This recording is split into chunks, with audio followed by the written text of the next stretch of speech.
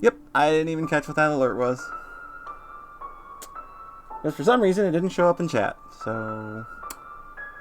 Fucking whatever. Oh, it was a follow. Okay. Thank you, Moon Bayberry, for the follow. There we go. Perceptions of Dead 2, Chill Zone. Yeah. How's it going, Poncho? Welcome.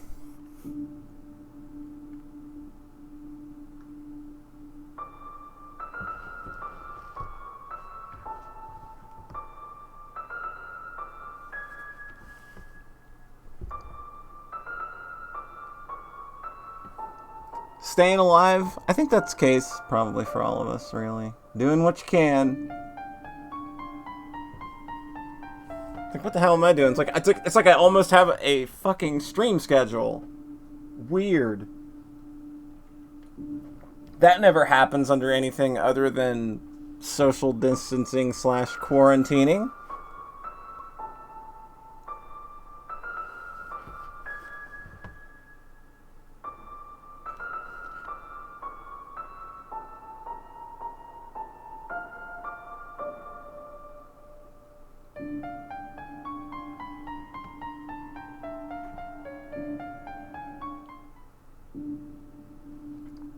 Yeah, it turns out, like, I'm just gonna stream weird one-off things for a while until that becomes old. I've got some stuff lined up at least through the end of the week and next week, and we're doing the Sox cast on Sunday, so that'll provide a bit of entertainment, I suppose.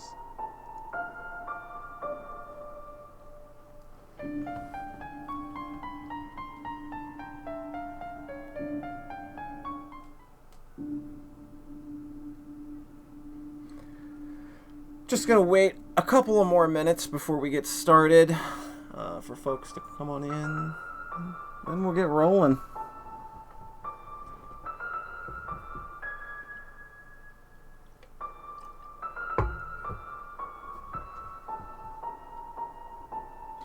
Yep, we are recording that tomorrow night for Mechanical Animals, so we are currently looking for a co-host for the Holywood in the Valley of the Shadow of Death episode, so haven't had any takers on that yet though. So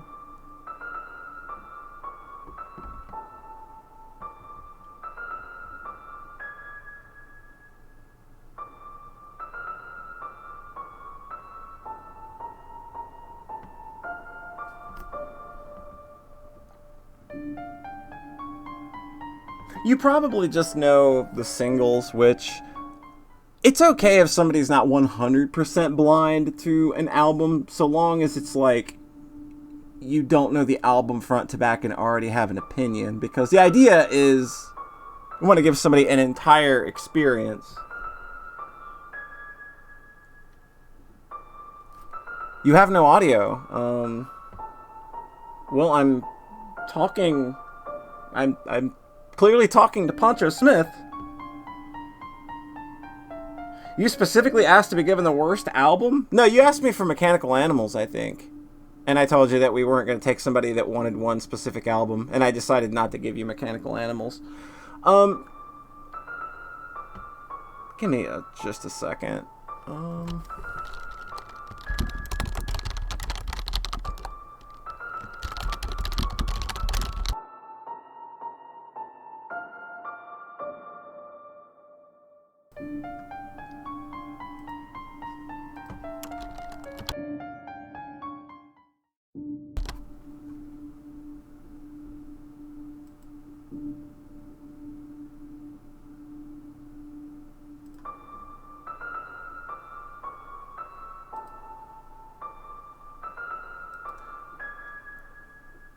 Yeah, it's me and piano doodling. I can definitely confirm those are the two things, and I'll even check my own stream here just to make sure. Make sure. Yep. Make sure. Yep. Make sure. I definitely hear audio from me and piano plinking.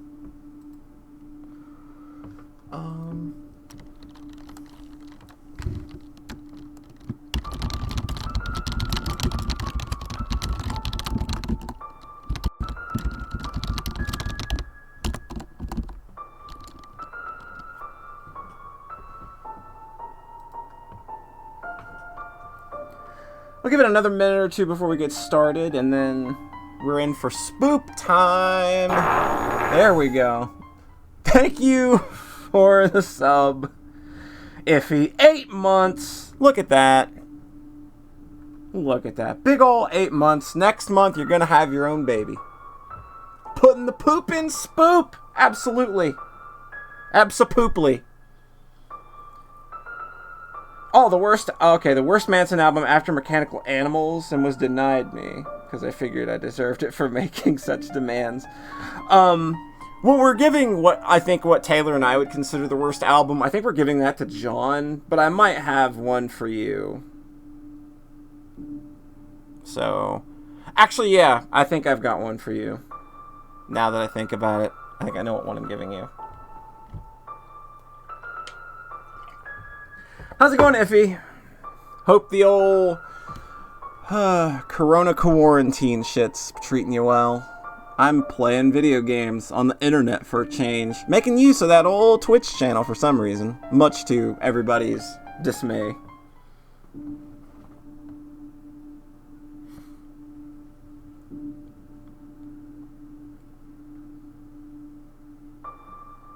Oh god, that Tainted Love cover was pretty bad.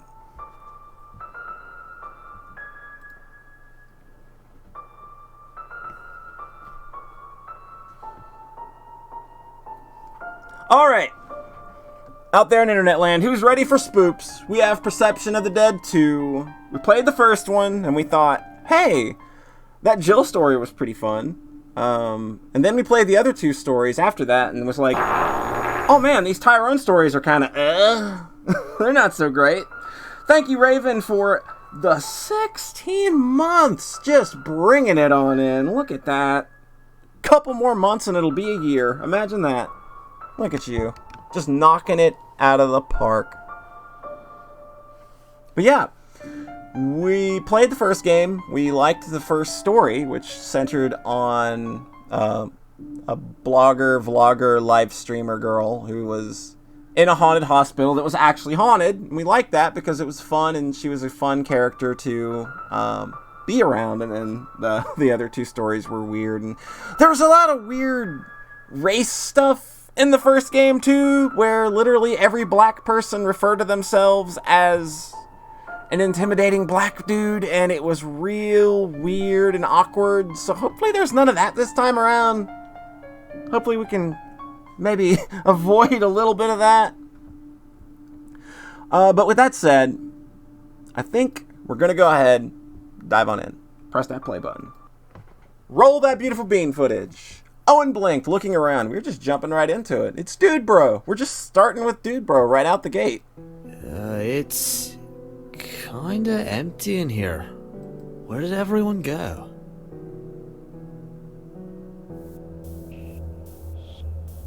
Spousey has joined you for this stream.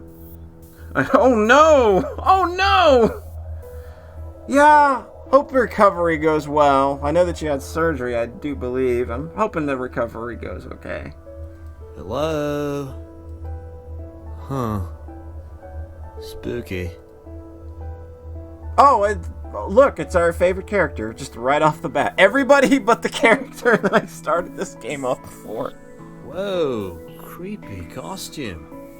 You look like an off-brand Jason. Still, totally pulling off the slasher vibe, though. Thanks. Oh shit, did Omega Sci-Fi actually send someone? It's good to see that we're starting to build some bridges, right? Yeah. I didn't catch your name. I'm Owen, the party's organizer. I'm Dean, bruh. Tyrone. Though I'm feeling like someone is pulling a prank on me or something right now. How so? Everything's gone. All the decorations and stuff.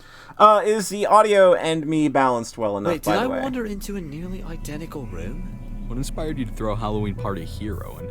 Well, St. Hart is haunted. No arguments there. What, no wisecracks? No, I definitely agree with you. I know for a fact it's haunted. Are you a believer, Tyrone? You could say that. Haha, yes! Finally a fellow acolyte. You and I are gonna have a long talk, and for that, I'll break out the good stuff. Owen began to rummage in a cabinet under the remnants of long-abandoned equipment. What about your party? The party was just an excuse to be here. And acolyte? Is that the proper term? Owen is a good deal louder than Tyrone. That's probably just the mixing, yeah. Oh yeah. Owen withdrew a bottle from a gold leaf wax seal and mark that immediately widened Tyrone's eyes. Holy shit, you're gonna crack open a bottle of Monty Dements? Holy shit, Tyrone has cadence in this game. 2 years have done Tyrone some good. He got some emotions. That bottle's worth twice my entire education. You must have refined taste to recognize it on sight. Oh, you've got audio now. Good, good. Not really. I kinda helped dissolve the soul of someone haunting a bottle earlier this year.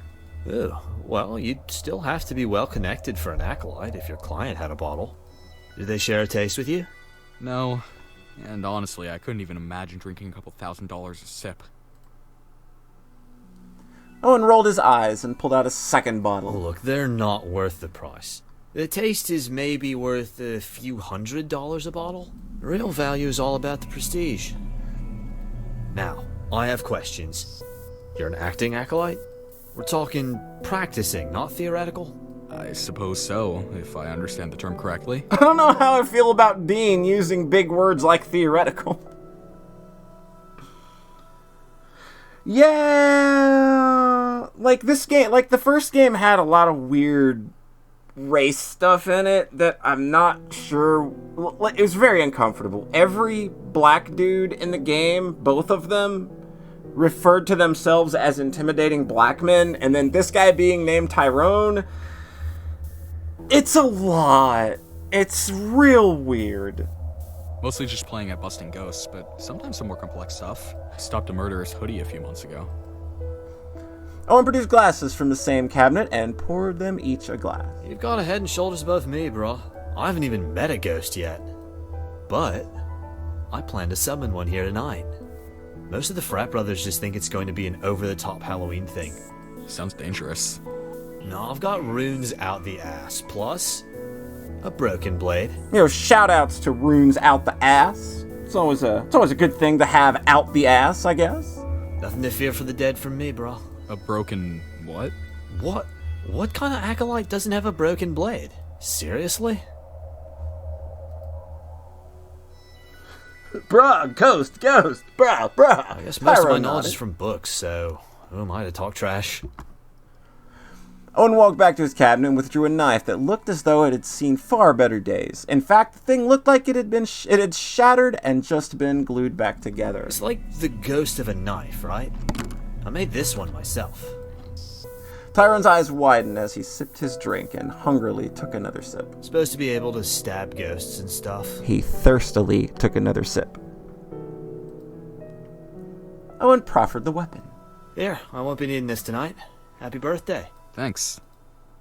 Tyrone took it, and his focus turned from his drink to the odd weapon, leaving Owen to take his first sip. Despite the bad-mouthing, he liked the taste and was eager to. Liquid splattered on the ground directly below Owen.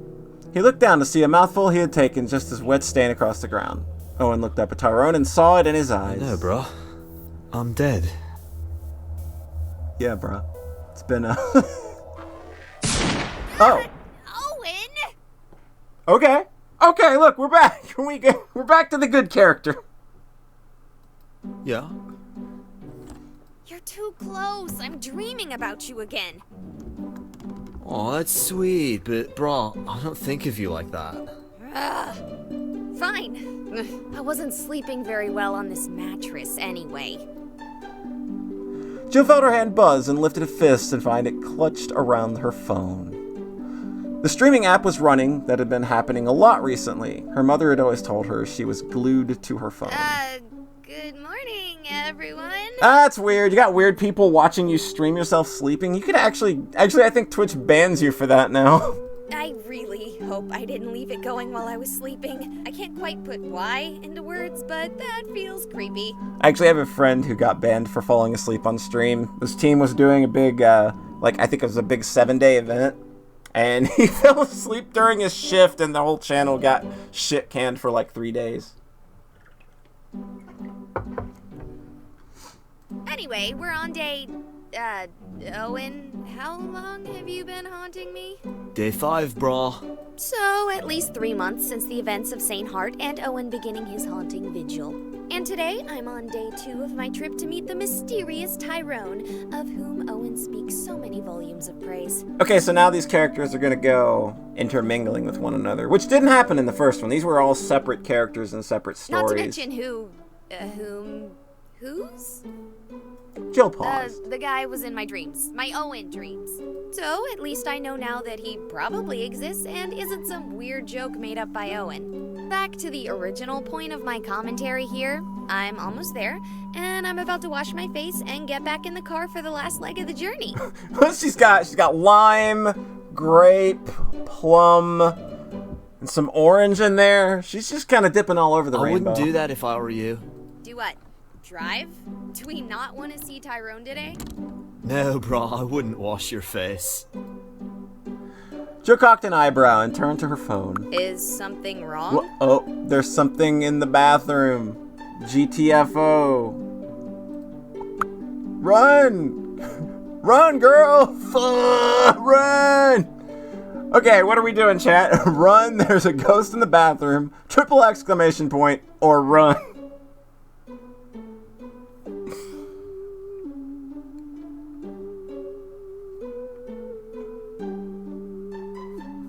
Crack ghost! I don't think the owner was joking about the OD ghost. Car, now!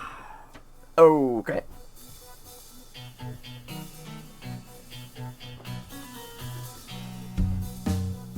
Are you entirely sure this is it? Oh yeah, totally. This is where Tyrone said he lived. And how long ago was this? Like just last Halloween. Owen? I was there last Halloween. I didn't meet any Tyrone. Unless you mean Andy. Dude, I'm not racist. I can tell the difference between different black people. Oh, why does this game keep doing this? Stop it! Stop! Don't keep going this direction! Please, stop it! But yeah, I suppose it would be the Halloween before that then? My bad. Good God, the game just did a I can't tell black guys apart thing. Well, nothing to lose by knocking, I suppose. Oh man, I can't wait to see him again. It's been so long. I'll bet. Jill let out a long sigh and marched to the Well, door. here goes nothing. Her fist struck the door, the knock echoing like there was nothing but emptiness and silence beyond. Jill looked to Owen, cocking an eyebrow. That's abnormal. Or perhaps part of the new normal? A moment later, much to her surprise, the door opened with a crack. There was an eye staring out at her, but nothing was said. Hi, I'm here to see Tyrone. He's not here. Is he out? When will he be back? I do not know. Did we, interrupt a robbery on accident or something? If you're in his house, seems like you should know. She only laughed. He's missing. He has been missing. Gosh, pooping darn it. Gosh, pooping darn it! Just gosh darn poopin' darn it. Really?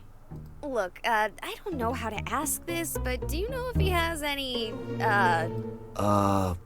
Work references? Say work references, brah. work references? Someone who works with him.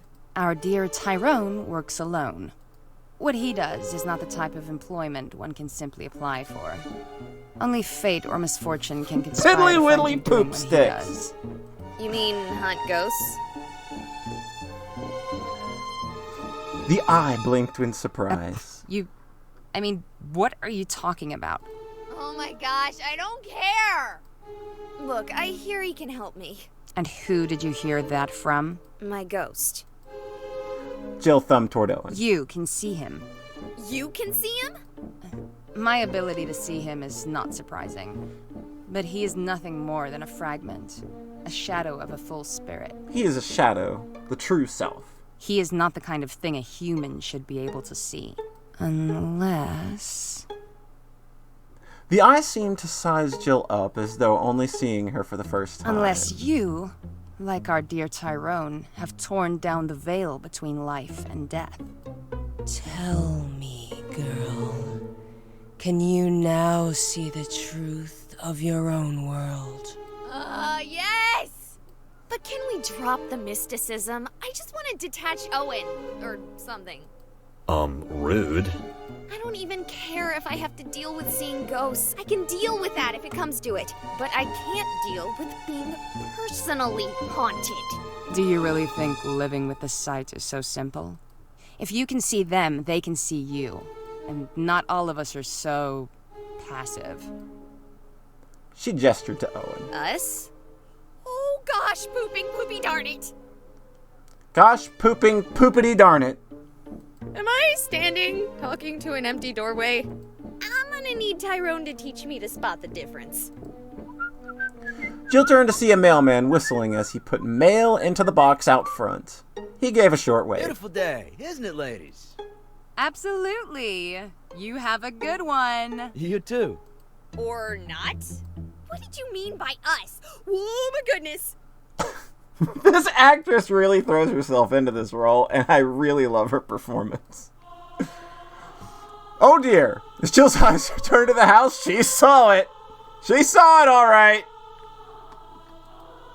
The impossibly long hair was everywhere, twining like vines around everything, everywhere, painting the entire inside of the house in shadowy, snaking hair! What are you? Me? I'm nothing special. Well, that's not entirely true. But I am nothing more than a very powerful ghost. Very old. Jill's mind flashed back to Raven for a heartbeat. Oh, that makes sense. Can we have Raven back? She was a good character. It's you that is so odd. A human with almost no power, and yet without any trace of the veil. Why is that so weird? To be honest, it happens more often than you'd think. It's just odd that you're still alive. Even things like me have to hide in safe places. Jill cocked an eyebrow. She does that a lot. And this super mundane looking house is a safe place? It was. It's only a matter of time before the world realizes Tyrone isn't here anymore. That's a real cool character. I like her. She's neat. And Tyrone, is he like me? Yo, John, how's it been? We've only had one weird race thing so far, and it was about not being able to tell one black guy apart from another. It was fucking awkward. But so far, everything else is okay. No. I couldn't even begin to tell you what Tyrone is like. His very presence was able to make this a haven. But now he's gone. And soon it won't be. Yeah, just like look at that mess of hair she's got.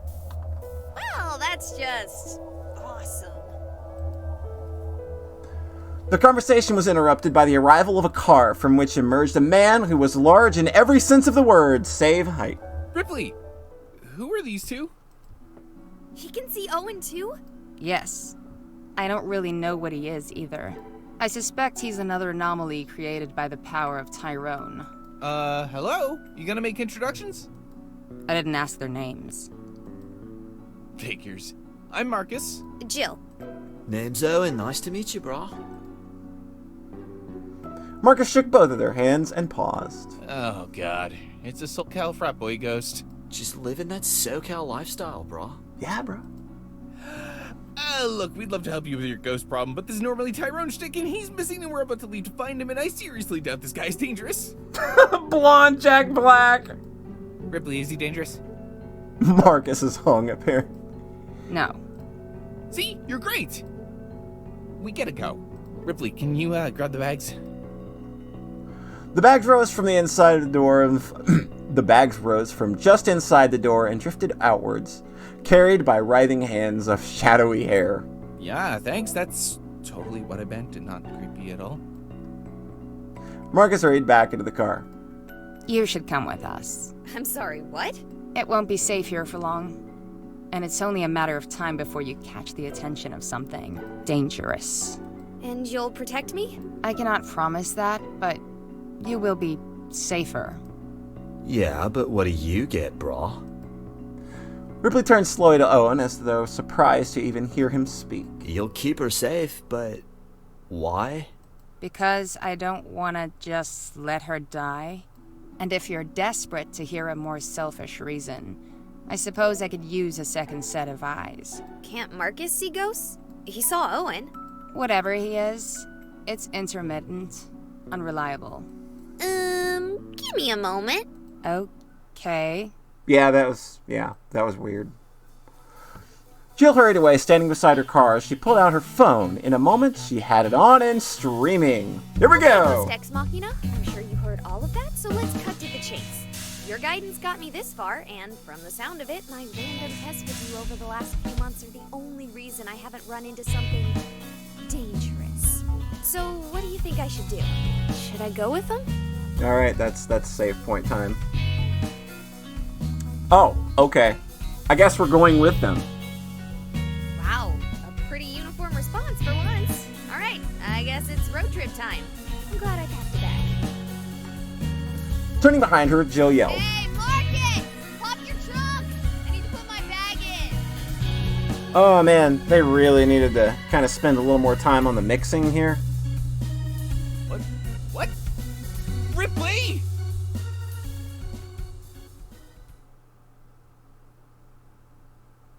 But thou must. The car was silent, Marcus at the wheel, Ripley shotgun for all that incorporeal entity should need the room. And then Owen and Jill in the back, an ice chest wedged between them. It had been hours of silence before Marcus finally broke the ice. Jesus, really? So, Jill, what can you do? Don't bother her.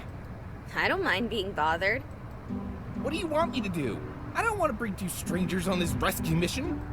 We don't know it's a rescue mission yet. I like how every line Marcus has sounds like this. And he's always gotta put a real emphasis on all the wrong words, and it sounds really weird. Oh, yeah, sure. I'm sure Tyrone is fine after slipping and falling off the face of the earth for 3 weeks. Because he's never done it before, right? I mean, yeah, he kinda did, but he promised he was gonna stop, but that's not the point! I too am concerned about how long he is taking. But I suspect the most help he will need is another set of hands. And I would very much like him back. Oh, I was trying to figure out the dynamics. But now I get it. You're his lady friend. Thank you, John. Wait, Tyrone is dating a ghost? No.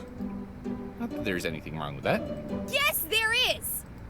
That's necrophilia! Whoa! Whoa! She's a ghost, not a dead body. Calm down, Jill. Or is it? No!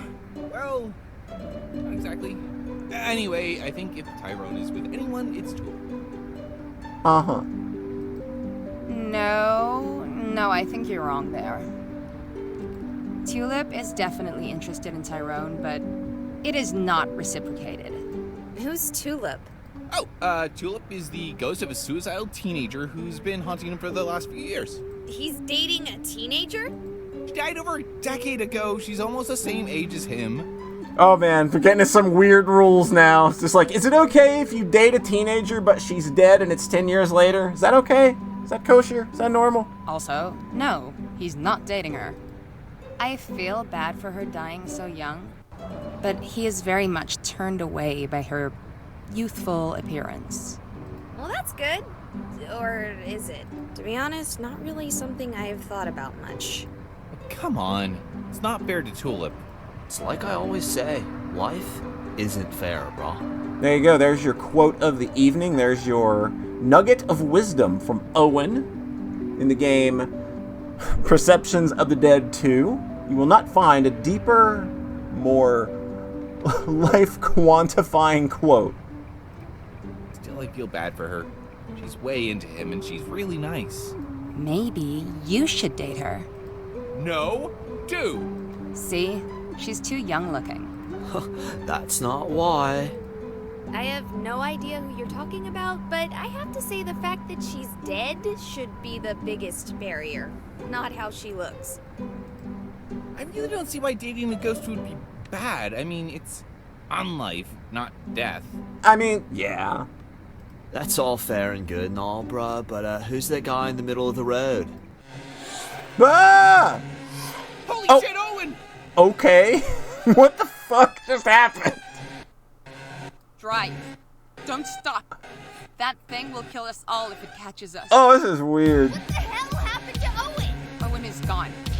Okay. Marcus, Just fuck it. Okay, we're just saying goodbye to Bra now. Marcus, drive. Ripley, take the wheel. The door swung open and Marcus was out, dashing off behind. What the fuck is going on? I'm not dying for this. She switched seats to fluid, shadowy motion, and the car revved forward. Gonna leave them? Did you want to die too?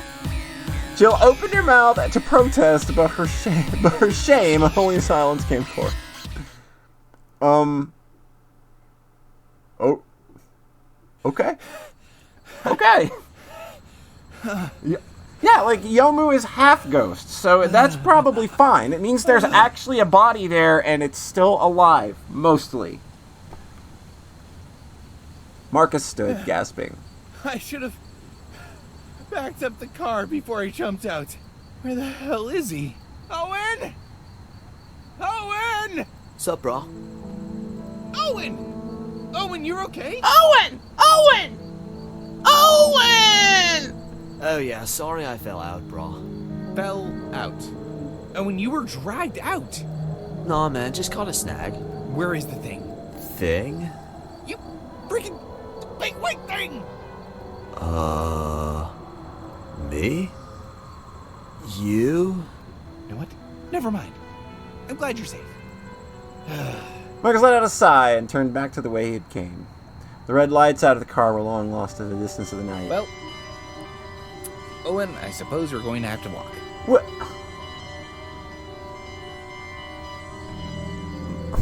Whatever. Oh, no worries, brah. I love hiking.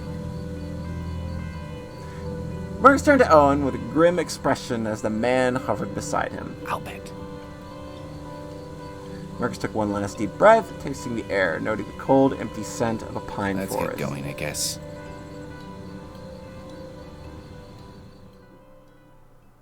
I guess I'm just weirded out and confused as to why Marcus jumped out of the car, and I don't know. There's just a weird sense of timing and place here that I'm not getting. The car roared with a violent and terrifying scream. Ripley, slow down! I'm not going that fast. Jill looked out the window. Reality was a black blur. The car tore forward. Kidding, right? It's fine. Slow down. Fine. The tires squealed as with a lurch, the car came to a stop. A graffitied sign welcomed them to the town of Misty Mournings, and Jill's eyes widened. I didn't realize we were so close. Are you sure you want to stop? We should be fine. We were going at 114 miles an hour for about 10 minutes. It's almost 20 miles away on foot. Shit, you were booging it! I think the farthest I've ever ridden or driven in a car is 109. I'll know if it comes directly after us, as unlikely as that is. What was that thing? Why were you so scared? A null. Oh, yeah, thanks for that explanation. Answer my question. Okay, I'm gonna try something here.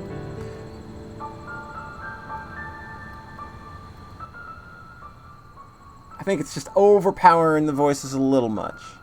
Ruby let out a long, pained sigh. I don't actually know. I've been around for hundreds of years, and I couldn't begin to accurately answer that question. Welcome, June! They're as anomalous as any ghost, and perhaps even more so. Yeah, I like Null better than Slender. Ghosts have a past, an origin, ties, influences. Even other things have... That's off subject. They're nothing, and they seem to exist for the sole purpose of returning us to the same. Us? Yes, like Slenderman. Ghosts. And people like you, before you get too excited. Spooky. So you're like, how old exactly? Rather very. That's what I tell people my age is. It's rather very. Oh, come on. Are we talking the Renaissance? Or were you Native American? Maybe you were a child of early Western settlers? Ripley gave Jill a dark and silencing look. You have quite the eye on you. Yes, he did. Well, I didn't exactly go to school for streaming. Streaming? You'd get along well with Marcus. Assuming he's not dead. Ripley suddenly grew quiet. Let's go find ourselves a room. Okay. Are you sure you don't want to... If either of them is able to get away from that thing alive, they will head here. Owen is haunting you. He'll know where you are. And Marcus? Marcus made the reservations. Oh. Come on. They walked towards the hotel, no less than 100 feet from the very welcome to town sign that had greeted them. Jeez, look at this place. Kind of ambitious for a little town like this, don't you think? It's a nice little piece of work there. I wouldn't know. What if there's only one bed? Is this one better than the first one so far? Well, it has more Jill, so that's a plus. We've only had one weird, awkward interaction with a black dude so far, and it was a really awkward, all black people look the same joke. So, we're kind of off onto the kind of a... Oh, boy.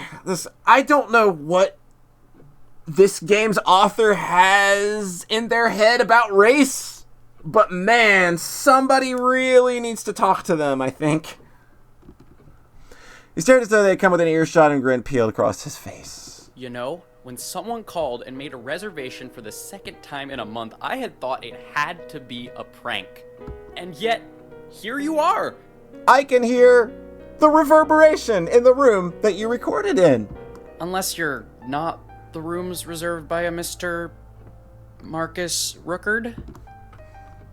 The lights flickered as the man spoke Marcus's name. I'm sorry to say, the wiring in this old place has a problem or two. Something to do with the fact that I can count on one hand the number of guests we've had in the last 10 years. I mean, until earlier this month, that is. Well, that seems like a poor business model. Are you filming me? Sorta. I'm streaming. Should I stop? Not at all. And to be honest, it's not. The business model, I mean. Were it not for the hotel's very complicated history, I imagine the taxes alone would put it under. However, due to one twist of fate or another, the place persists. A mere shadow of what it once was, but still, it persists. Very poetic. Are the rooms dusty? Most of them are, yeah. But I cleaned the entire floor we currently have open. Back to my earlier question, is either of you Marcus? We're with his party, yes. 2 rooms. He indicated single beds, but I just roomed you in kings. Not like we lack for space. That should easily fit a couple. I assume either you two or... I need my own bed. I don't really know about her, and there are actually 4. Well, there are more rooms if you'd like. They come at a cutthroat rate this time of the off-season. I'm Marcus and so is my wife. I'll pay for my own room then. 3 rooms it is. Come with me, please. The man led the way through the hotel. This place looks like a movie set. As long as you're not thinking of The Shining, you might be right. You'd be impressed at the number of films you've never heard of that were filmed here once upon a time. Not that I really know any of them either. I just know the history. Part of living in a town like this one, I suppose. Like this one. A ghost town. I mean that in every sense, too. During the spiritualist boom of back before my grandfather was a baby, this town was popping with such types. Was Jumanji filmed here? And from there, it's just slowly died. Businesses growing and wilting, families going to where they can find opportunity, leaving behind shells of civilizations. Dude's got like one massive tooth. He is an Animal Crossing character. You do like to wax poetic. Oh, yeah, I'd have been out of here myself if I hadn't decided poetry was a good use of my college education. Not that I've minded terribly. We actually have enough people that we were able to create municipal fiber. Wi-Fi's connected to it. Name is vacancies, and password is too spooky for me. Okay. Anyway, here are your rooms, 412 through 414. Thank you. Thanks. I noticed we skipped 411. Is someone in there? Ah, yes, the other patron whom I mentioned arrived earlier this month. Not gonna lie, haven't seen him come or go once, but he set us up to auto-charge his card daily, and he hasn't checked out. I don't think he's been sleeping here, but his things are inside. I'm sorry, I really probably shouldn't be talking about all this. Actually, he's why we're here. Tyrone, right? The hotelier cocked an eyebrow. Everybody about that eyebrow cocking lifestyle. He was here for business, and we haven't been able to reach him for weeks. For business? Why do you have to say it like that? Are you drug dealers? What? No! Well, what kind of business are you talking about? Ghost hunting. Jill inclined her head to her camera. The hotelier's grin peeled across his face like a whip. Okay, look. This is gonna be super unprofessional, but despite how bad the economy of this place is, I love living here. You wanna know why? The hotelier gestured around. The lore. The history. This hotel alone makes St. Hart Hospital look like a middle school haunted hayride. Oh! Yeah? So, you know how I thought Marcus Rookard was a prank? That is because of the history of the Rookard family here. Uh-oh. This guy's about to drop a lore bomb. Get ready. Buckle up. You don't say. Long story short, the entire clan killed themselves so that they could rid the town of its ghosts. Dog, if a whole bunch of people kill themselves, they're just making a bunch more ghosts. You're just exacerbating the ghost problem. I don't think you're solving any ghost problems like that. Only as such stories go, they only made the problem infinitely worse. Yeah, like Ripley is just fucking done. I have to apologize. That telling really doesn't do the story justice. They became ghosts to fight the ghosts. But it's late, and not to be rude, but your friend looks like she needs some sleep. I'll tell you the rest if you'd like over the continental breakfast, which is actually where I just grab some fruit and bring my waffle iron from home. See you in the morning. Thank you. Thanks for all the information. I look forward to getting more. Natalia excused himself and Jill put down her phone. You should sleep in the same room as me. What? I need to be able to reach you quickly if the null catches up to us. Then why did you let me waste money on an extra room? No, that was smart. I should have thought of it. We don't want to give him the impression that something is off about us. Other than the fact that we're ghost hunters who keep the company of ghosts? Mm-hmm. Okay, fine. I'm sleeping in lucky number 13. You're welcome to watch? That was my plan. You're lucky I'm used to it after 3 months with Owen. Only Corn knows. Before that, though... Okay, ghouls and gals, I'm signing out for now. But if your ghostly powers should be capable, wake me up if an ancient evil comes for me or something. Jill Count, signing out. Jill tucked her phone away. Who are you talking to? I have no idea. Ghosts watching my stream, apparently. Lots of them. Some with bank accounts, too, if the fact that I'm still getting paid says anything. Oh, God. Is that really a Homestuck thing? I've never heard of something like that. Look at me, shocking the 18 million-year-old ghost. That's nice, I'm going to bed. I don't like cars, and I've been driving since 6 a.m. Yeah, it does. It's just mirrored. Jill marched to the room, locked the door, and fell flat on the bed, asleep before she landed. I'm still outside. Just because I can walk through doors doesn't mean I want to. You are a very temperamental ghost. Rude.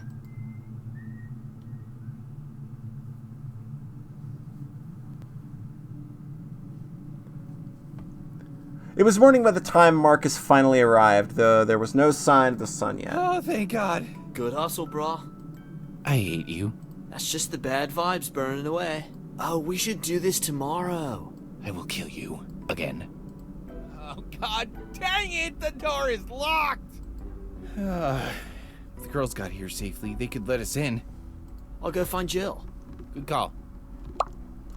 Nice! Owen winked out of sight with a soft pop. Wait, could he have done that earlier? He could have made them pick us up. I hate him so much.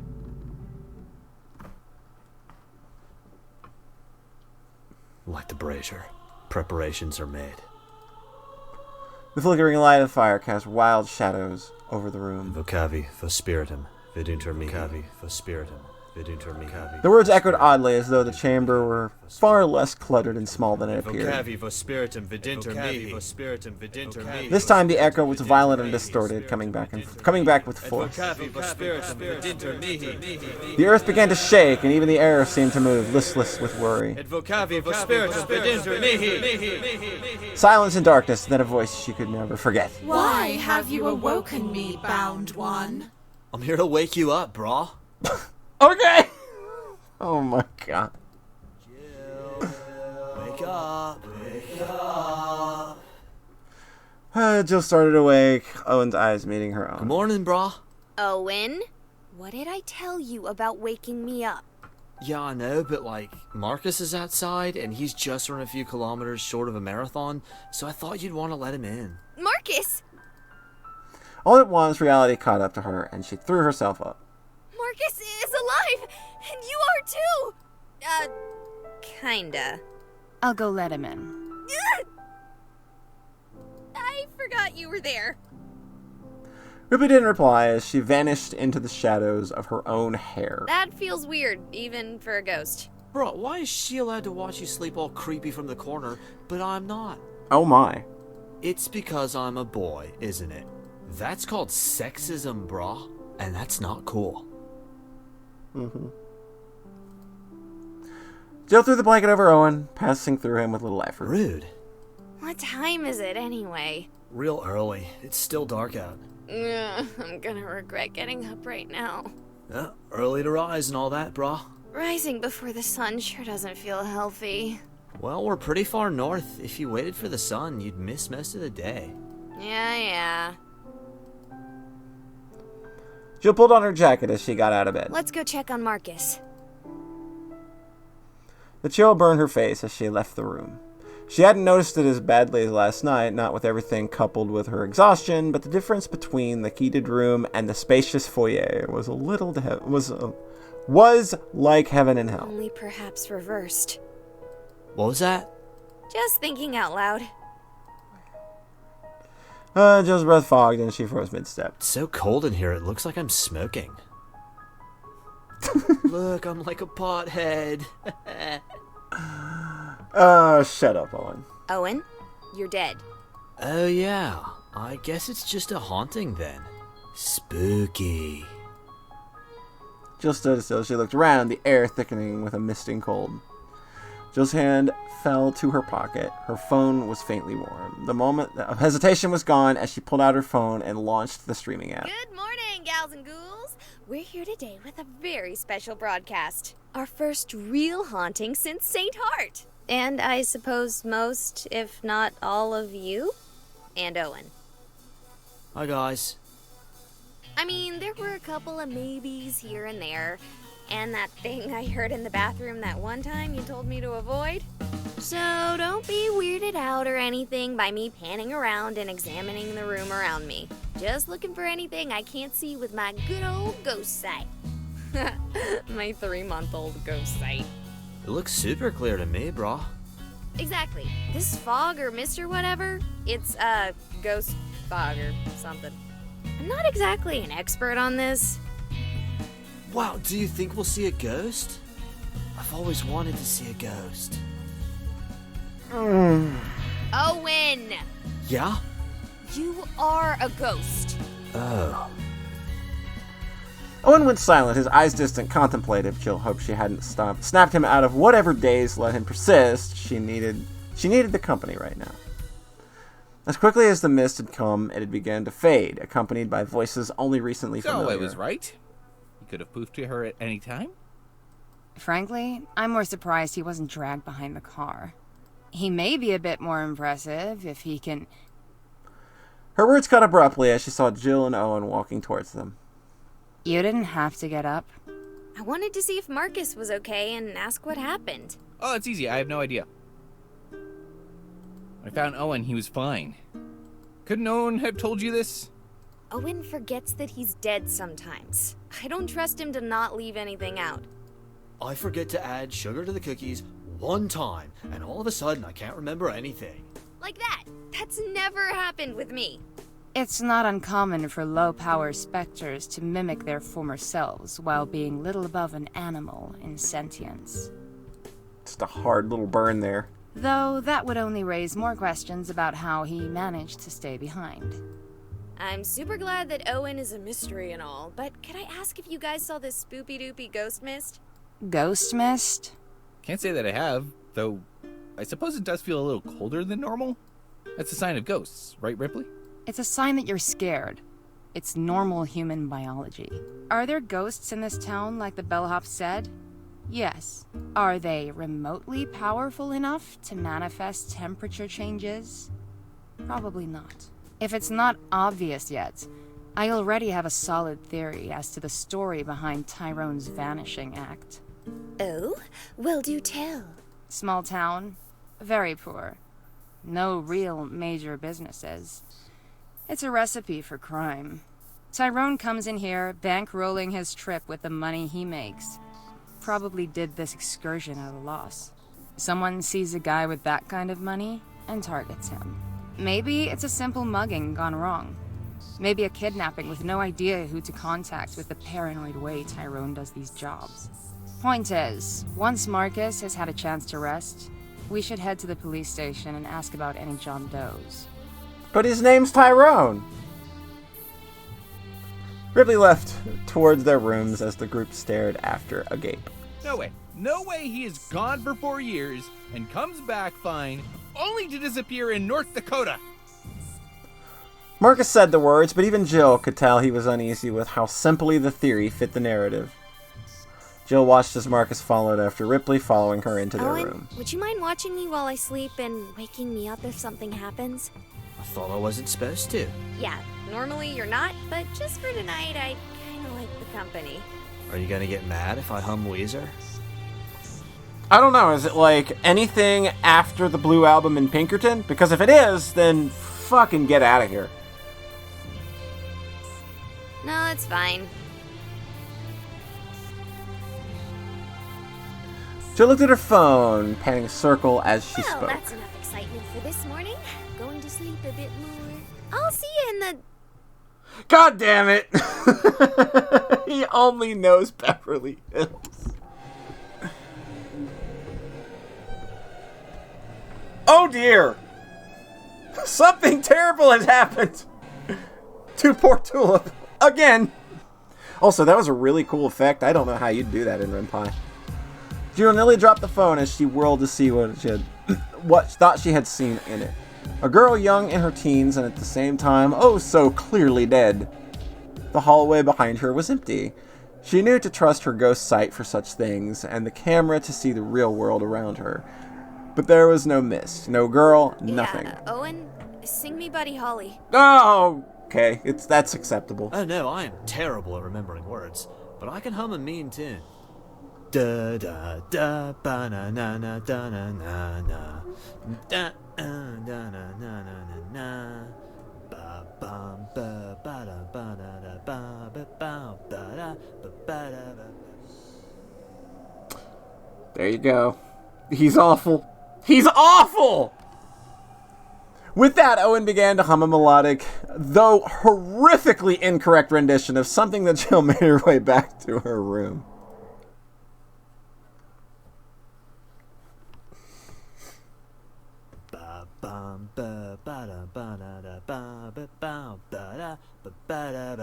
That was it. Nailed it.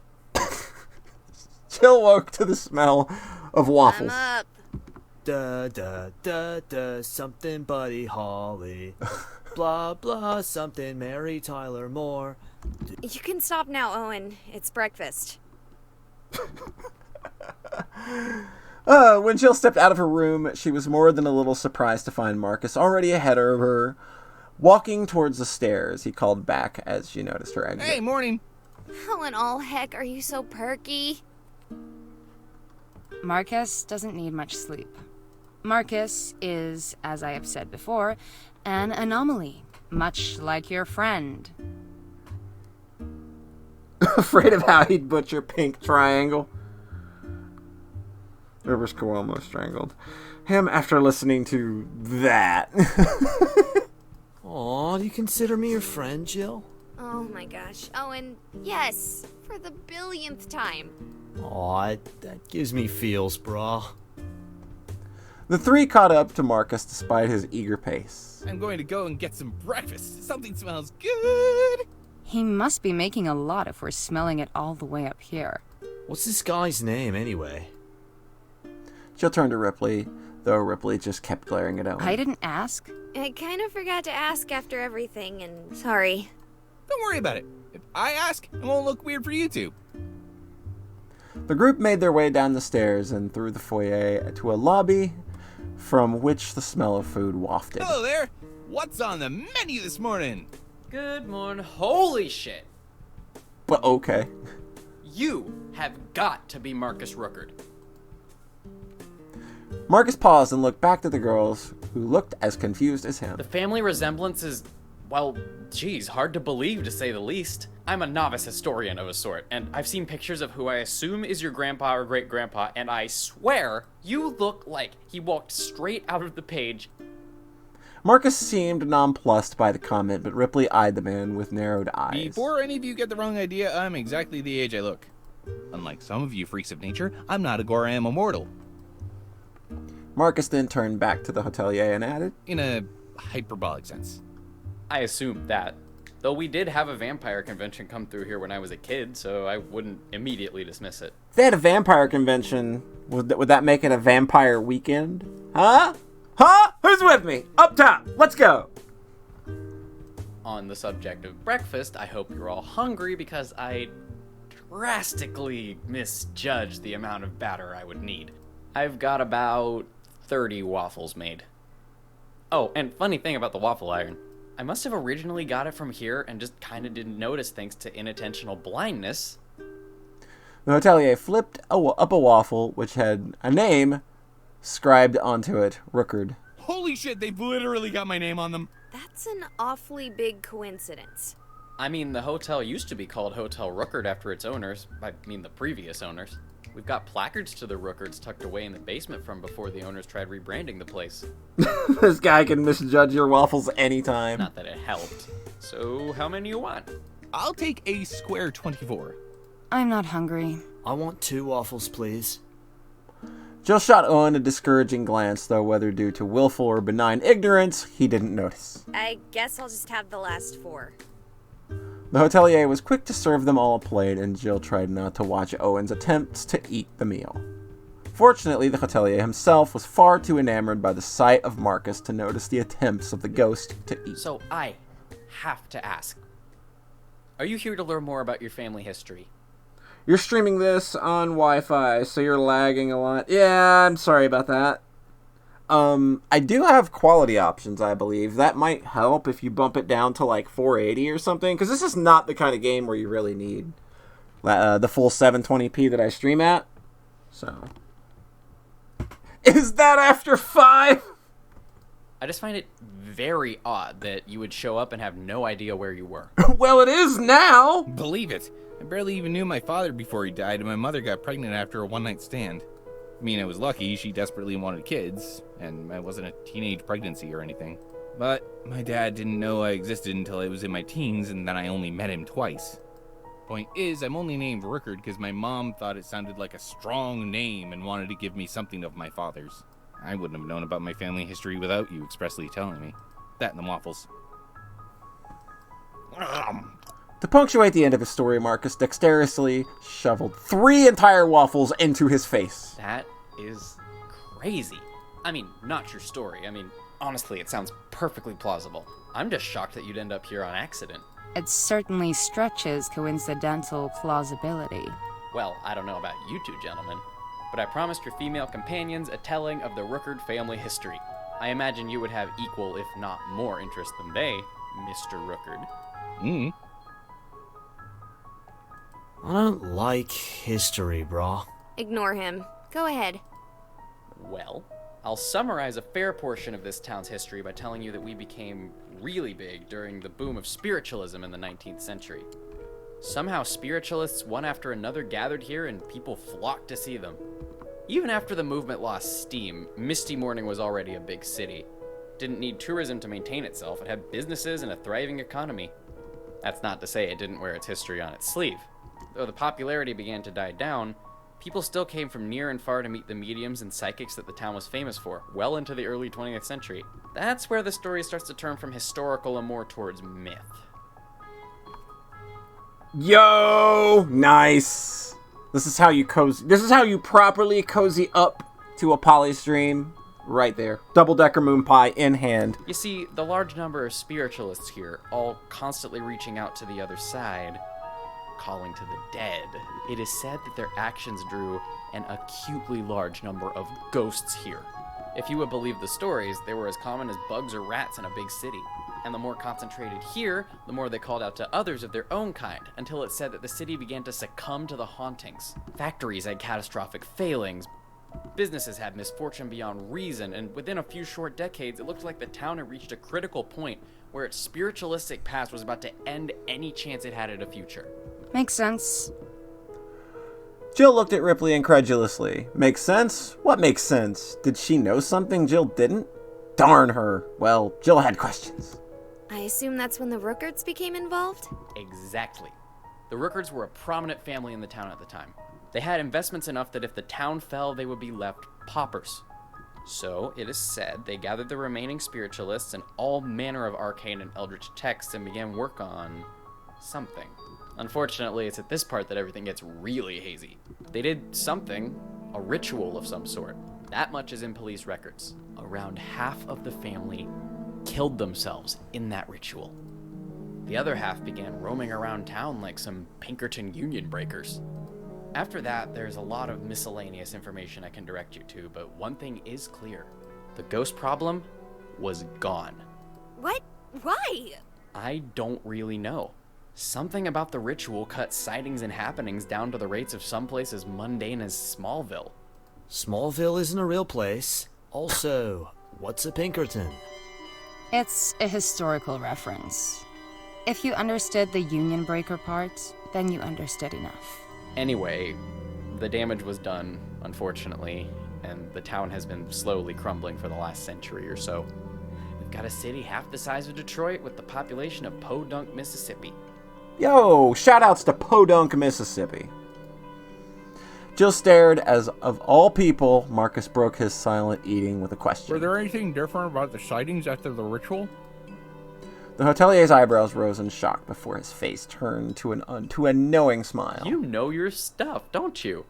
Yeah, okay, this is gonna sound super weird, but after the whole Rookard family thing, we started getting sightings of extraterrestrials. Oh, we're gonna go aliens now too?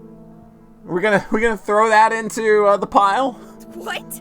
Like UFOs? Nope, not UFOs, but extraterrestrials, ETs, Greys, or really whites in our case. Tall, impossibly thin, huge eyes, and white as freshly fallen snow. Jill cocked her eyebrow for the 516th time this game. In confusion at this. It certainly made very little sense, but when she turned to Ripley, her confusion only grew. The woman's face, normally a dark brown, was pale. Jill didn't know what ghosts could Now, I flush. haven't ever seen one myself, but the reports are strangely uniform. Setting of Evermore. The hotelier paused for a moment, walking to a backpack before returning with a drawing. To be more accurate, it was a copy of an illustration from a book. The caption read, "Witness's illustration." Yep, that's an alien. I got abducted once. Of course you did. Owen. Thank you for all the information. No worries. I know a lot more if you need to ask. If you slam a turd into the toilet, is that a poo dunk? Yes, it is. I'm a novice historian, as I said, though really only for this town. Here's my number. Jill took the proffered paper. I do most of my real job here in this lobby. Feel free to come by if you want to talk, or call if you're around town. Or, if you'd like, I can come with you and play tour guide. No, we'll be fine. Plus, don't you have to stay here in case someone shows up? The hotelier laughed and then realized Jill had been remotely serious. No one's gonna be staying here anytime soon. Well, we'll think on it. Thanks for the breakfast, dude. Yeah, good cooking. You didn't even touch yours. Huh. Jill could see that Owen was drifting towards an existential crisis. Well, we gotta get going. Lots to do today. See you later, man. Peace, brah. Ripley merely nodded as the band stepped outside. Well, I suppose we should hit up the police station first, right? I'll go with you and sneak past if we need to look at restricted materials. Jill, you should go and ask around town. Find shops. Ask if anyone has seen a creepy guy in a hood wandering around town.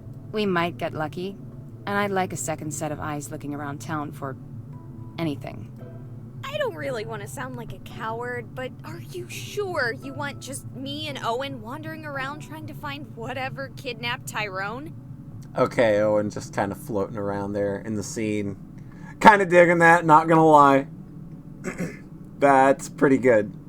'Cause I'll be honest, I came to him for help and somehow let myself kind of get roped into helping you find him. Point is, if I find whatever got him, exactly what makes you think I can do anything about it? Ripley A paused. fair point. I suppose it would be fine for you to stay with us, if you would rather.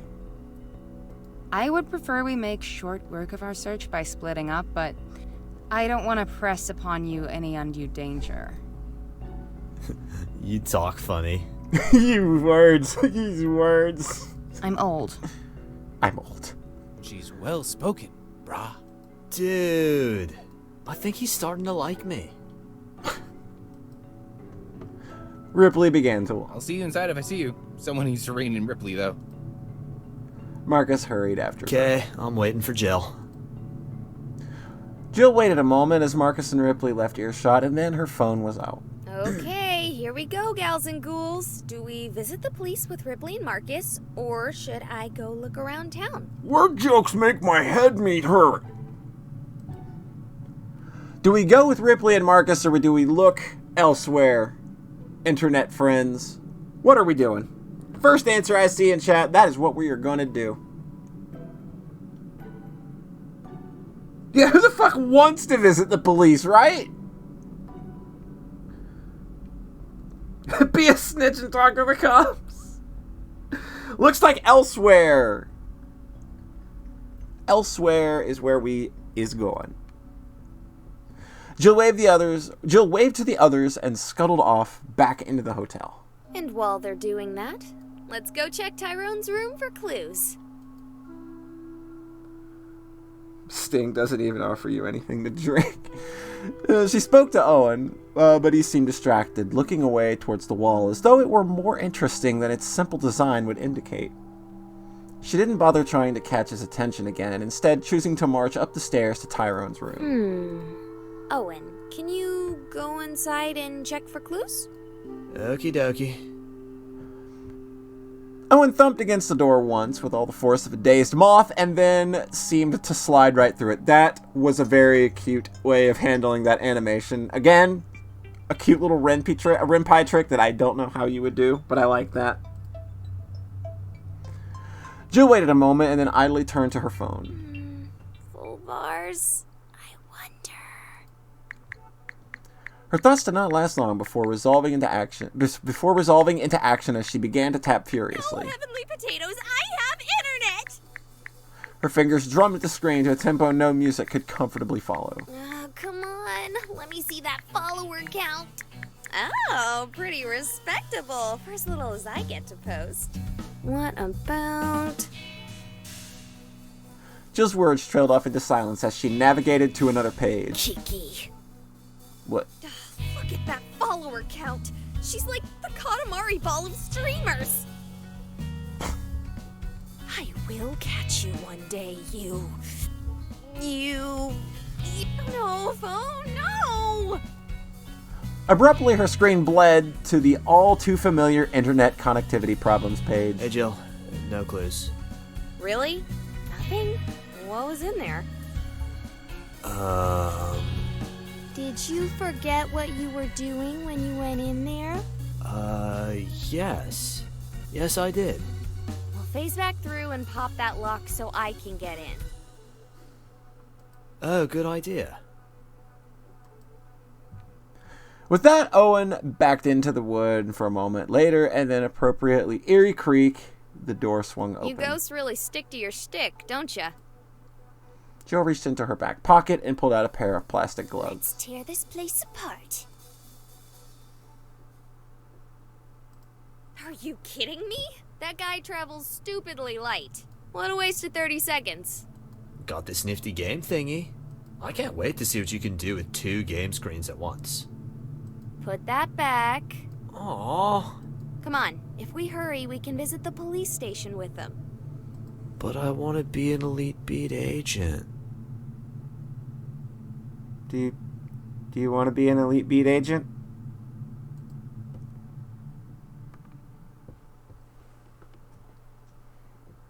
None of the group spoke as they piled into Marcus's car.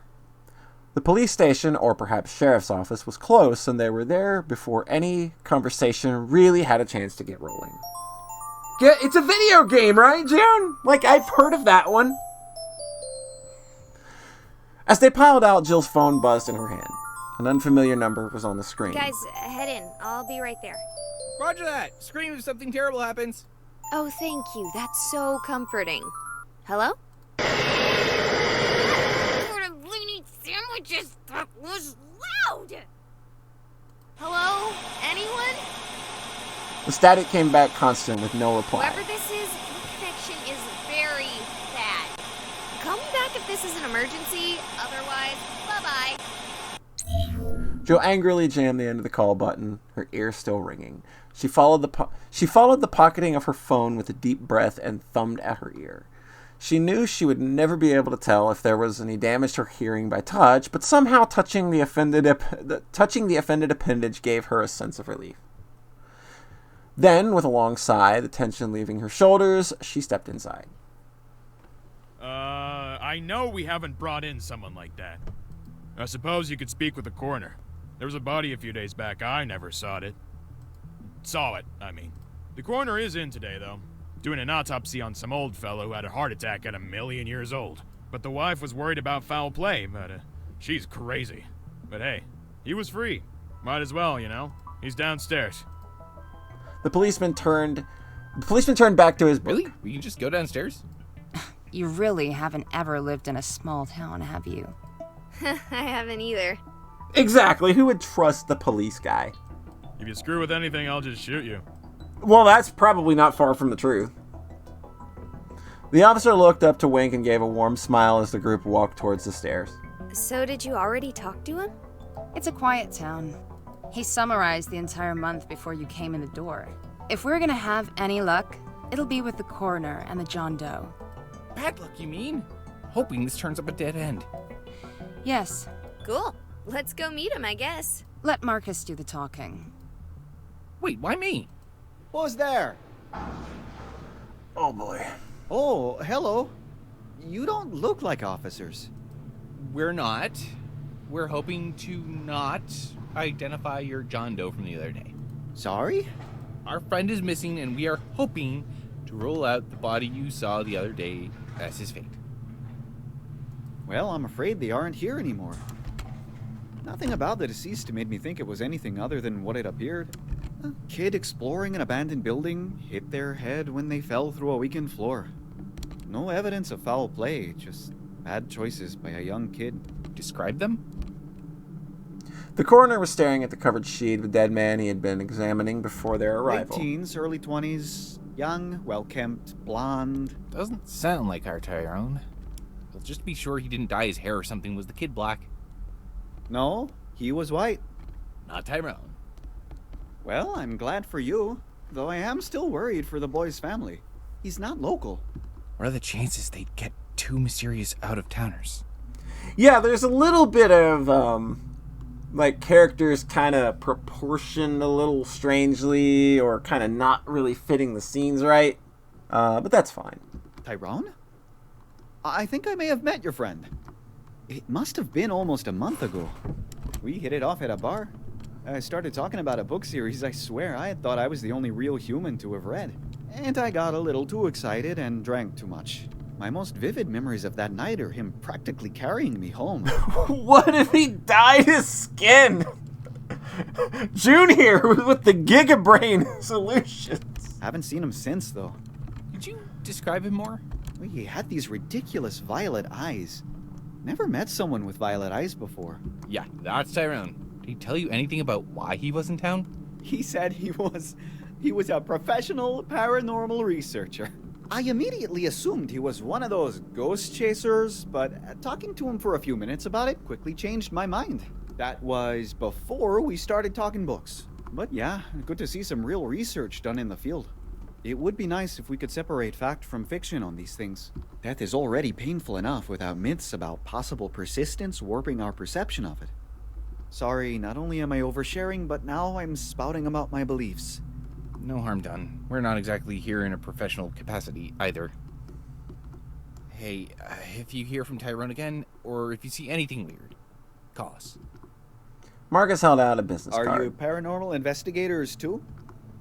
Yeah, but we're more of the trashy ghost chasers kind. Jill shrugged as Ripley shot her a Pays glare. the bills on the real research, you know? I can appreciate that.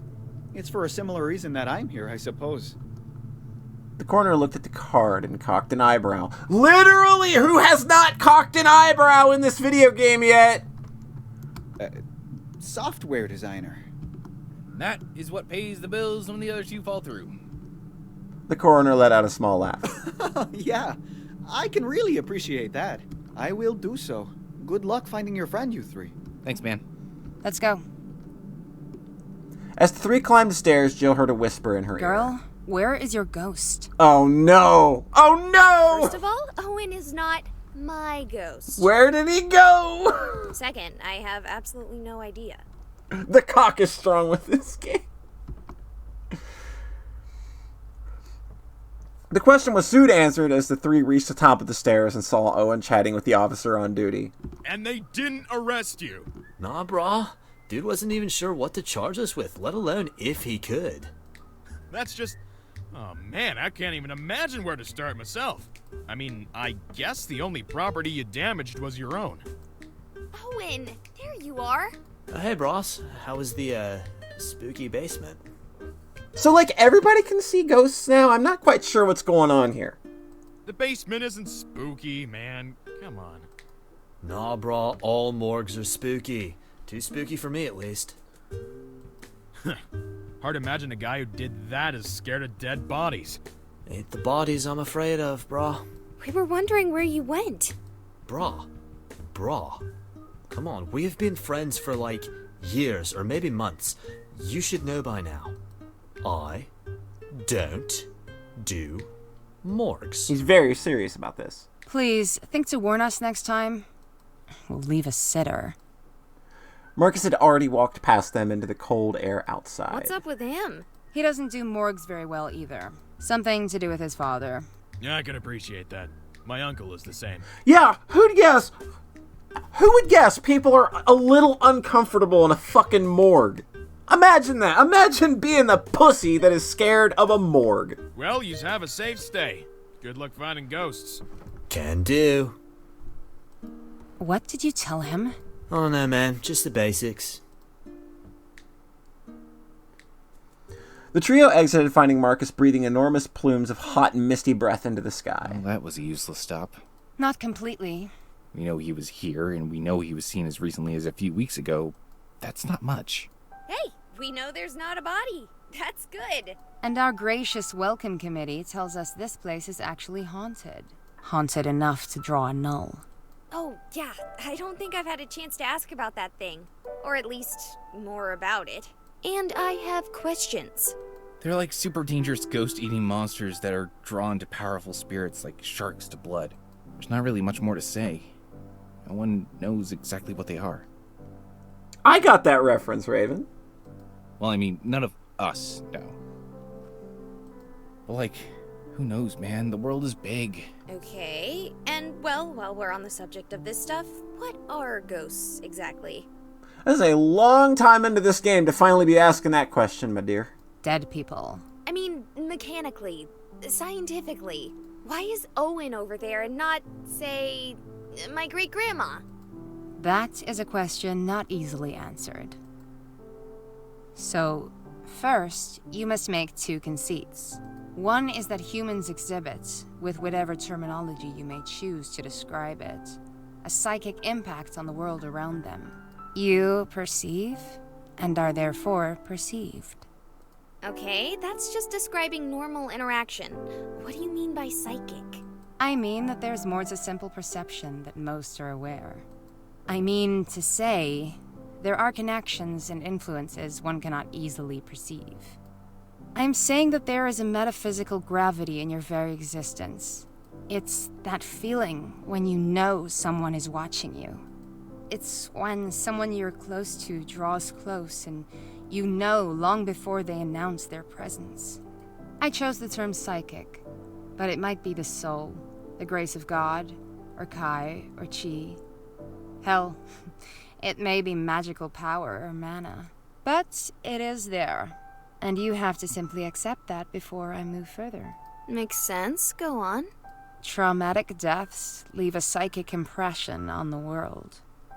These are ghosts. Are they still the original person, or an echo? Who knows? That's it. That explains a lot. Now for some questions. Why are you particularly indistinguishable from a human while most people don't even notice Owen? Yes, please, answer this. Firstly, I am not. I have no physicality without effort, but my psychic imprint isn't far off from a human's. Anyone who looks at me will see me. Owen, on the other hand, has such a weak psychic imprint that only those who are particularly sensitive to such things can see him. You calling me dumb, bruh? Now, before I go any further, I want to make another thing clear. None of the things I am telling you are facts. These are closer to theories, and not even scientific community theories, but more simply my own, developed over time. And there are many exceptions. Like Owen's conversation with that officer. Or Marcus. Hey, what'd I do? To be honest, I don't know the how, the why, not the real reason. Not even for myself. Okay, what about vampires and aliens? I don't think so, and I have no idea. Probably not. At least not locally. Don't get her started. She loves talking about aliens. So what exactly are acolytes? You've used that term once or twice. It's just a net term for those who pursue the Eldritch. They may be as simple as researchers, or as in the thick of it as the missing Tyrone. Good talk, guys. Can we squeeze in the car and go looking around town in something with heat? Yes. Sorry. A moment later, they were in the car as the light snow began to fall more heavily. So Jill, what about you? What's your story? Yes, I feel like they kind of bullshitted their way through that and didn't really explain anything, but used a whole lot of words to do it. You didn't actually tell me your stories. You just told me about ghosts. That is my story. I know Tyrone from when we were kids. Best friends. We got way into Lovecraft and D&D in college, and he and I moved into his parents' old house after graduation while we looked for jobs. I ended up making software stuff of various flavors that make vanilla look appealing, and he fell off the map for 4 years before coming back with 2 ghost girls in tow to tell me he was a real-life Winston Zedmore. Just for the record, he used Winston, not me. I don't see why you couldn't. Raven. I think he's more of a Peter Venkman. I died a few hundred years ago while working on the Central Pacific. I think that's exactly what they were going for. Your turn. Wait, you died working on the railroad? All the livelong day. I really don't have much to say about the interim. Lots of persisting. Well, I'm a streamer. I was, livably famous, I suppose. As in, I made enough to make ends meet, but not like Pony Hammer or something. Pony Hammer. Pony Hammer. I hate Pony Hammer. Anyway. Thank you! I'm glad someone said it. Got my veil or something ripped away by some ghost in Saint Heart. I'm familiar with the place. Owen started haunting me, and my phone, to a lesser extent, and then he told me I could get help from Tyrone. Polyhammer's way better. You kinda know the rest from there. You think maybe we should go back? Still kind of a bitch, though. The snow is really starting to come down. Barely see where I'm driving. You take the car back to the hotel. I'm gonna go look around town. Marcus stopped at a light, and Ripley was out in a heartbeat of silence, following her few words. Oh, come on! Didn't even give me a chance to argue. So, you like her, huh? What? No! No, brah, don't lie. It's obvious. Look, I'm sorry about the necrophilia comments earlier. No, I just... Nope, we're not talking about this right now. I'll go back to the hotel. You should follow her and go clue hunting or whatever. Here's my number. Call me to pick you up or if something happens. Jill cocked an eyebrow as the light changed and Marcus just stared at her in the rear view. God damn it, I'm gonna have to read this entire script again and just count how many eyebrow cocks we have in this fucking game, because Lord Almighty, there's a ton. Okay. She snatched the cord and stepped out of the car, Owen choosing to simply phase through the trunk. And then Marcus left, his orange jalopy clanking its way in the obscure curtains of snowdrift. Oh man, I know cold doesn't bother me as much as other people, but it is freezing! That's kinda a requirement for snow, brah. Oh, shut your gobstopper cruncher, Owen! Smell what the rock is cooking. For once, Owen did, his gaze looking into the distance. Jill tried to follow, but couldn't make out anything in the direction, not through the heavy snow. Instead, she took the opportunity to orientate herself.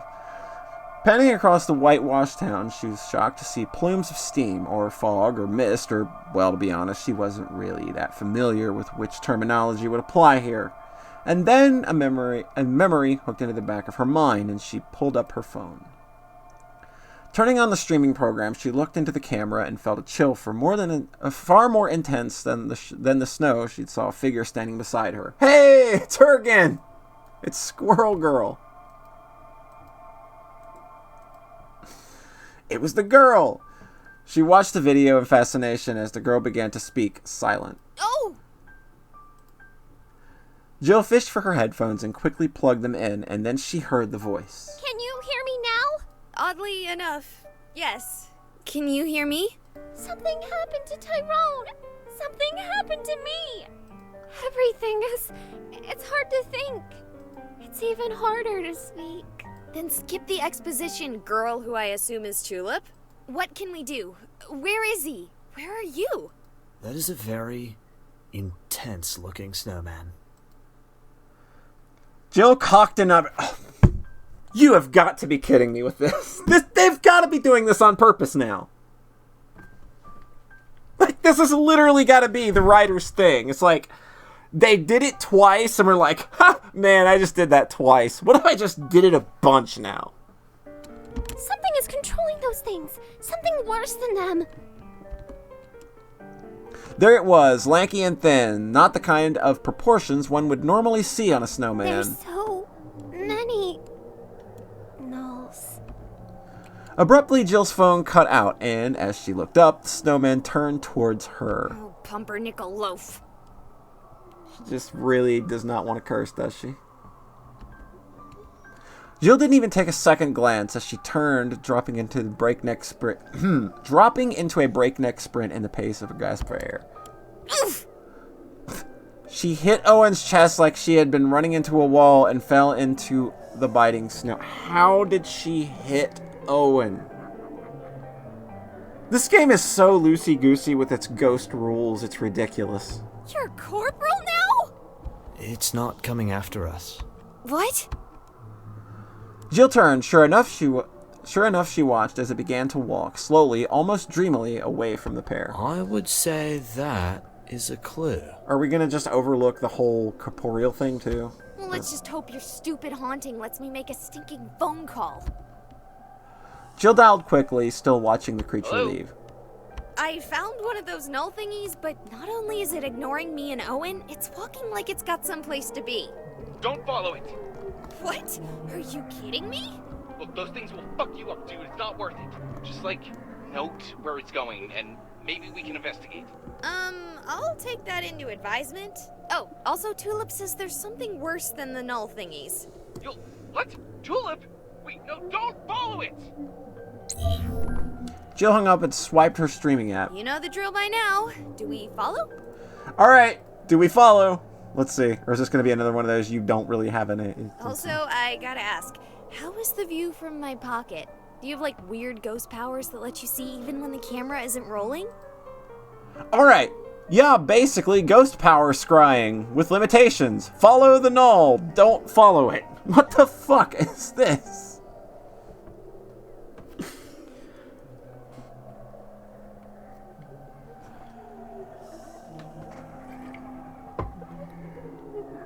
We're following the null. This seems like a bad idea. But no way am I letting a lead like this get away.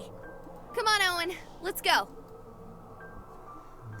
She turned to see Owen was already drifting gently after the knoll. Jill shrugged and began to follow. Man, you'd think they'd have a burger joint or something. Yeah. I'm dying here. Marcus checked his car's clock. Barely 5 minutes had passed. God damn it, where is she? It's been 5 minutes and no sign of her or a pizza place. So hungry I could go full-on cannibal in about another 10 minutes. As though on cue, Ripley's form seemed to coalesce from the wafting waves of I'm snow. not sure if that was ghost shit, or if this is the kind of weather you're really not supposed to be driving in. Ripley began to approach the car, and Marcus's stomach rumbled. He looked down at it with scorn. Dude, I was only kidding about the cannibalism thing. Ripley stepped into the car, not bothering with the door. Everywhere I've gone is locked up because of the blizzard. Oh, it's a blizzard. That explains a lot. Weren't you heading back to the hotel to warm up? What? No. Me being cold is code for hungry. Really? I eat a lot. I don't like getting made fun of for it, so I have code words. Well, I have nothing. I assume you're in the same boat, lest you would have said something. Oh, shit, yes! Jill's following a no. The two sat in silence, the only sound the whir of the heater. Sorry, could you repeat that? She found a no acting weird and decided to follow it, or I assume she did. She hung up on me. Ripley paused in thought. I have no idea what's going on here. Let's go try to find her. What do you think I've been doing, trying to find her? That, and somewhere with something to eat. God, I could eat a pony right now. Whole. A pony hammer, perhaps? You were talking about cannibalism earlier. Just drive.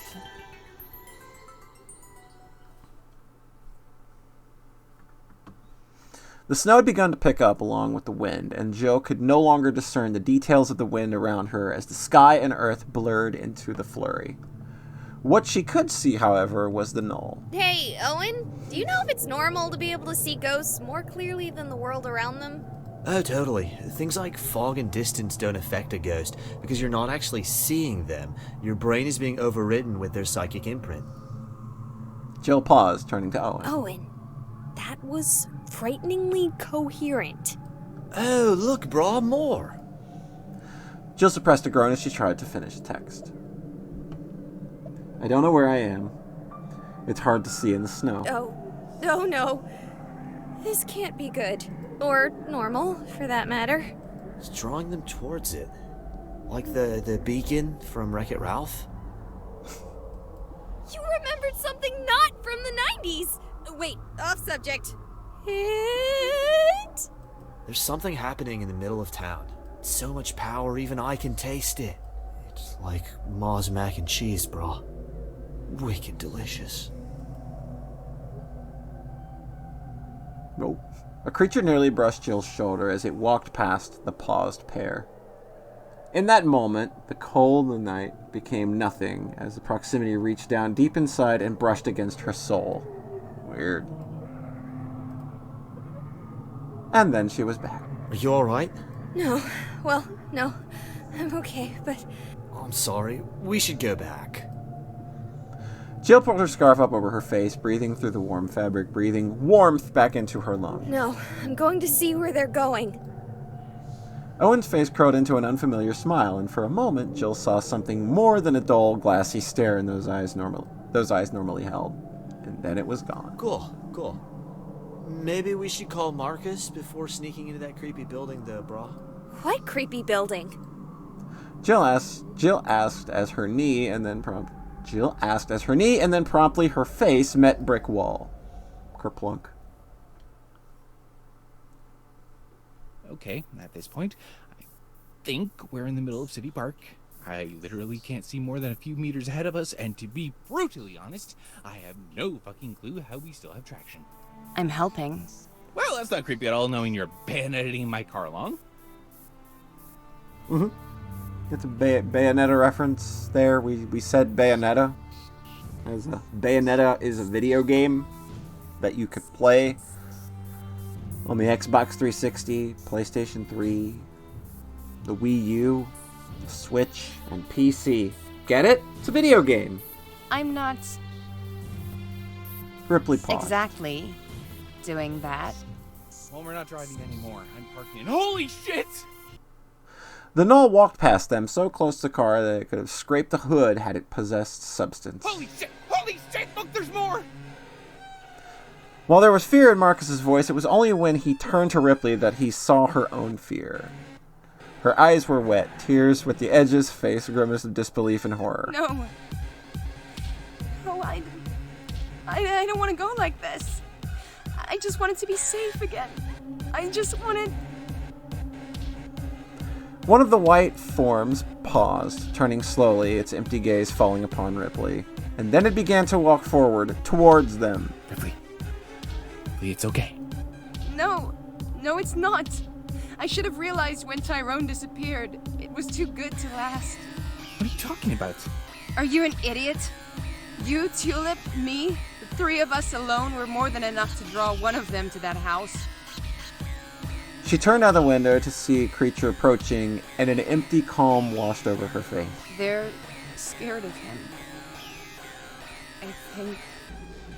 I don't know what he is, but I've heard legends of things worse than gnolls.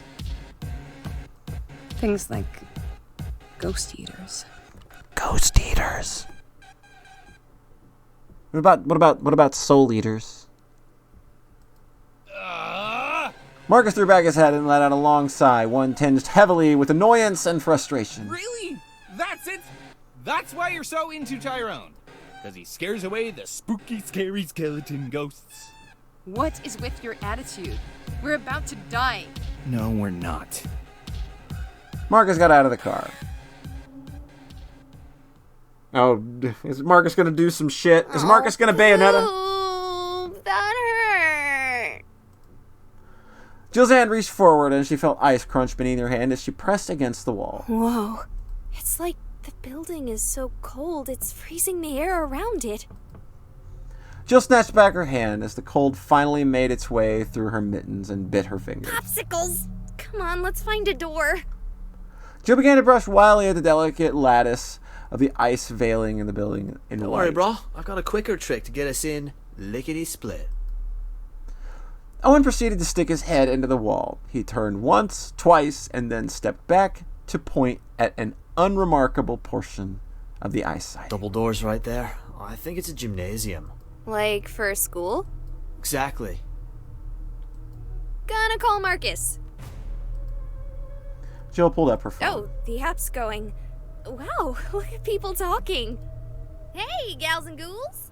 Looks like there's a lot more people talking this time, and no sign of the girl who tried to hijack my broadcast. Okay, this is going to be a little bit different than my normal questions, guys. Anyone out there have any idea what's going on? Okay, all right, we got choices here. I have no idea. It's a magical snowstorm, right? It's gotta be Ithaca. It's a null summoning ritual. Maybe Tyrone is trying to get rid of the nulls. Tyrone is being eaten by the nulls. His strength must have drawn them. Go inside.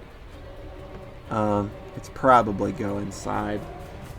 I'm just gonna pick go inside. Not actually helpful information, but that's what I was planning anyway. So... Then a message in bold red text with blank background, a format that should have been disabled on her channel, appeared. Tyrone is going to die. Move! Huh. Well, that's creepy in a whole new sort of way. Jill dialed quickly. Jill, you're alive. Where? I'm at what I assume is the school's gymnasium. Jill looked to Owen, who gave a sharp nod. I'll come to you. I can smell you. You can... What? What? Are we adding more dumb rules? I'll be there soon. This time, Marcus hung up on her. Well, that was weird. Tyrone is going to die! Move! I can't wait anymore. I'm going in! Raising her foot and striking it with all the force of her small frame could muster, she kicked the door open. Inside, it was quiet. I'm glad I don't have automatonophobia. Yeah, I'm glad I don't have automatonophobia either. Also known as pediophobia. Oh, dude. Jill turned to Owen, his words more startling than the room. I mean, the second implies children as well, but they mean the same thing. God, shut up. Shut up, Owen. Jill just cocked one. No, seriously, they're doing this on purpose. This has to be the thing now. Brah. There's the Owen I know. Why aren't any of them moving? I think it's a spell, brah. Though I can't say yet if they're casting it or fueling it. A little of both, actually. Oh, hello. Coat. A girl, haggard and worn, wrapped tight in a frost-tinged heavy coat, stepped out from the hallways from behind the gymnasium. Another acolyte. Just don't panic like the other idiot did. You bump into a null and you die. Simple as that. That's not a threat. It's just that they're really dangerous. It's Kenny! The girl looked about the room, her eyes falling to the form trapped in the center. God damn it. If you had only... any later and you'd have missed your chance. It would be too late. But you show up just in time for me to have to deal with you. Hello. Girl flipped back her hood and Jill gaped as the girl rubbed her eyes groggily. Dear God, I'm really starting to sound like some maniacal villain, aren't I? Look, it's nothing personal, but this is something important and way bigger than one random... You! Ah! What? Why are you yelling like that? You're Kiki! You're my rival! It's nice to be recognized, I suppose, but I have no idea who...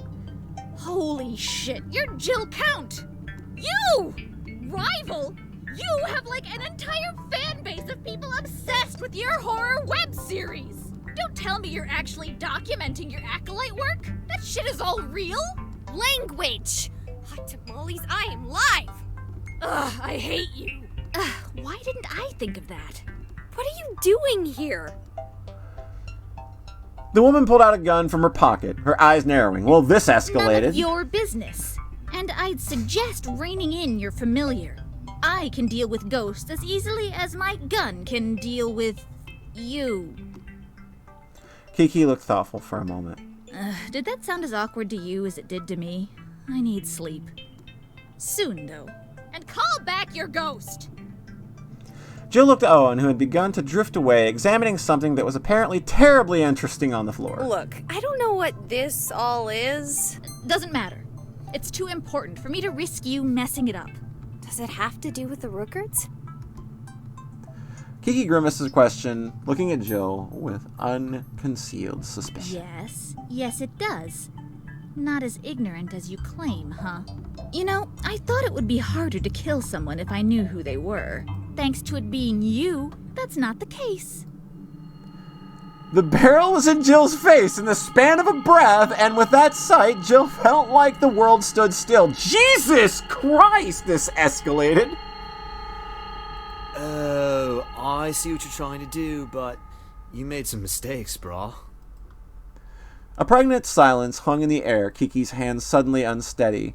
With a defiant bark and a laugh, she yelled towards Owen. No, the original design was the one with the mistakes. That's why we're all like this. Why they are like that.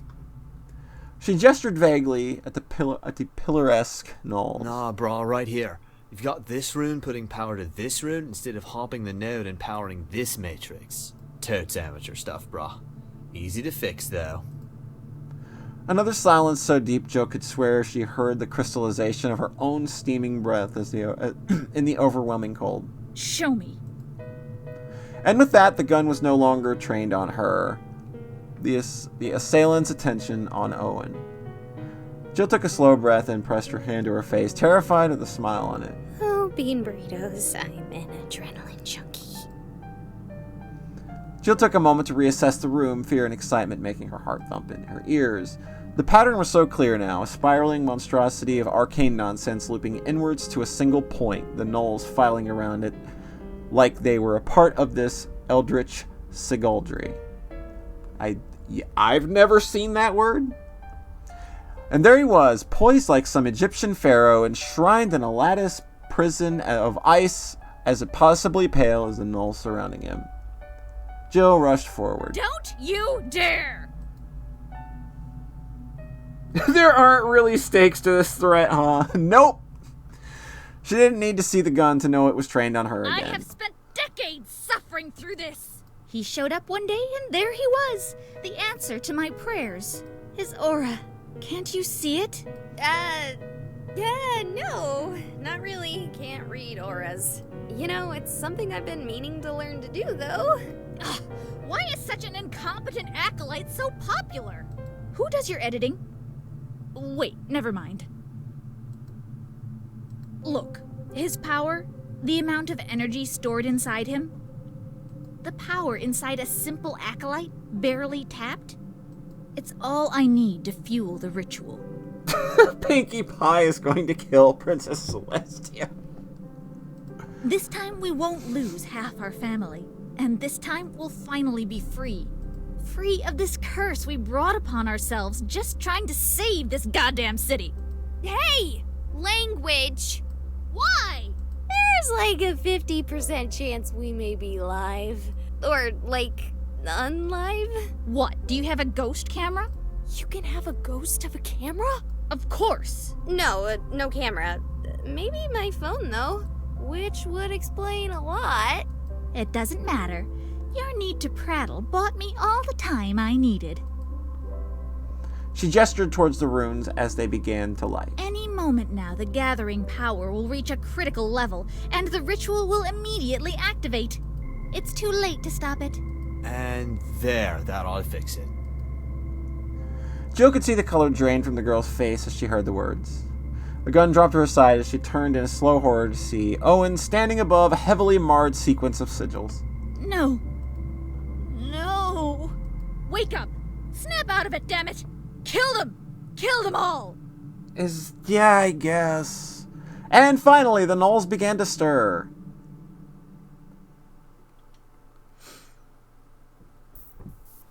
Ripley followed 10 feet behind. Marcus looked back, and as their eyes met, she stopped, letting him get further ahead. Oh, come on! You really thought Tyrone was the reason nothing bothered this place?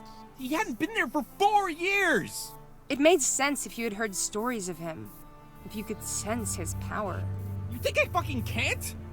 Man, they really want us to think Tyrone is like super awesome to the max, don't they? They just really want it. But he's literally not even been in the game. Like, how do you think he got that strong? Humans don't normally live long enough to gather that kind of power, not naturally. But what you did? What was that? Look, it's a long story, and now is really not the time to tell it. Which came first, him or you? Appointed silence was Marcus's only response. That ability. It's the same he used on that null back when he met Tulip, isn't it? Look, I don't want to talk about it. What are you, two? Marcus turned, stepping toward her. I said I don't want to talk about it! Ripley went silent for a moment as Marcus marched away. Fine. I'll let you keep quiet. For now.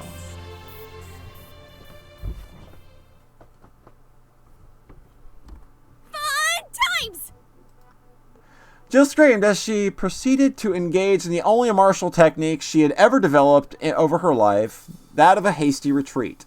Owen hung above her shoulder, matching her pace. Goodness! Oh, butts! Oh, tart fritter pancake waffles! Jill had her phone up. In desperation, she called for aid to the world. Please! Anyone! I need help. I didn't think this through. I don't know what I'm doing. I'm in over my head. I don't know how or why or how much of a Deus Ex Machina it is for you to show up out of nowhere to save me. But seriously, half of you are ghosts and the other half are like wizards and acolytes and stuff, and someone has to be nearby and able to help. I'll do anything. Will you stop trying to get rid of me? Yes! Anything! Wait, what? What?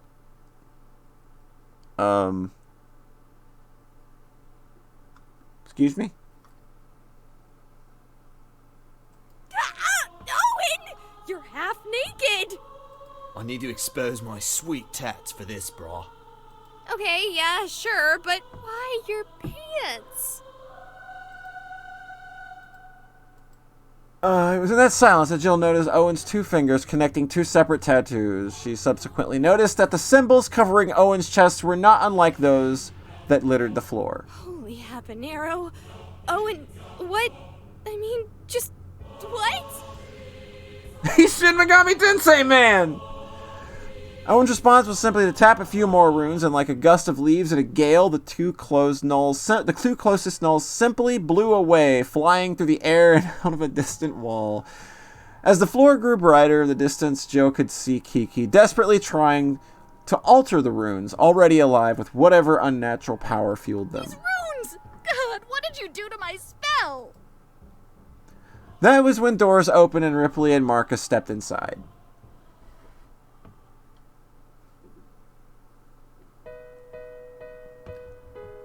Ripley had seen a lot in her time. Over 200 years of unlife would guarantee that, even for a recluse like her, decades spent hiding, desperate not to be found, disguising her very existence for the sole purpose of continuing that eternal existence, she at times would wonder what she might have missed. Her fear of nulls, of acolytes, of demons, severing her from the world at large.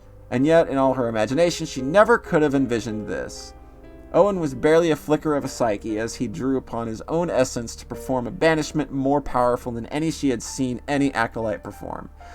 Jill was a beacon, her connection with Owen the only thing keeping each motion of his hands from ending his existence. Tyrone was strung up on some complicated construction of psychic energy. And there, kneeling at the floor, was a regular human. There was no doubt about to be no one that in Ripley's mind.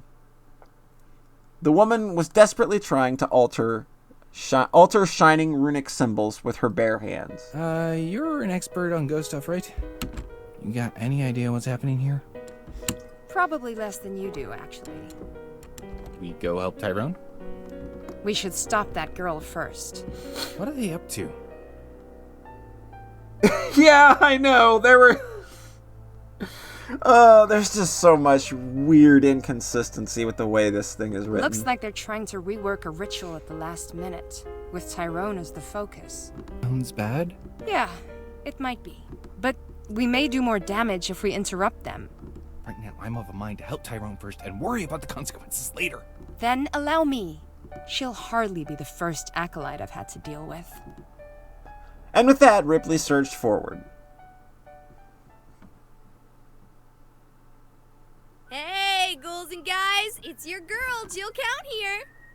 We're live streaming to you live from the Supernatural Battle Royale in the creepy gymnasium in Misty Mournings. Hey guys, where'd the stakes go? To be honest, I have very little clue as to what exactly is going on right now. So I'd be like a chess player trying to commentate on a Dota match if I tried. Still, Dota! few big That's a updates. video game! You guys know that? That Dota is a video game? There's Owen, who's apparently a ghost wizard. Which explains a few things. Ha! Just kidding, that makes 0 sense! Also, holy teriyaki sauce, I thought he died as like a dumb straight-edge frat boy. Just look at those tats! He looks like a Yakuza boss or something. And that's Ripley, strangling Kiki. Hopefully not to death. She hates me for some reason, and to be honest, I was kind of resentful of her success as a streamer, especially given that I haven't been able to stream to living people in 3 months. To be honest, the more I think about it, the more I realize I don't know any of these people, let alone their motivations, very well. Hey, you and me both, sister. You and me both. I feel like I've gotten closest to Owen, but yeah, wow, apparently not. And to be honest, now I feel bad for not asking more. He was in college when he died, I know that much. There's so much. Scholomance? Man.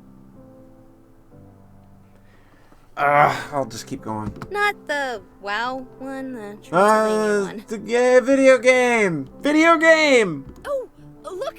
Something's happening in the middle there with... Oh no. I forgot about Tyrone! It's okay, I did too, but I did that willingly.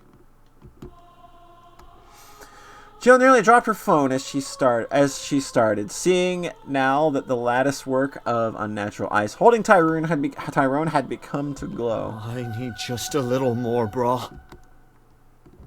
And for the first time, she felt the connection to Owen, not as some ephemeral, intangible nothing, but a connection as real as a steel cable between them.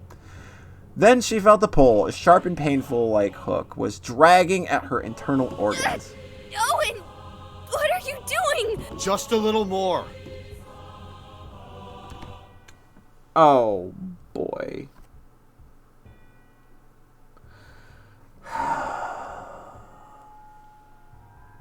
Just let him do it. Jill turned to her phone, chants of, "Do it," and "Jill of Earth, give me your energy," and similar memes trailed down her chat in a stream. Just do it, loser! There you go. Jill braced herself and let the current flow to the connection between them completely open. A familiar sensation of dizzy light-headedness, like giving blood, made her knees shake. As the explosion struck her, she could not help but remember everything. What am I remembering?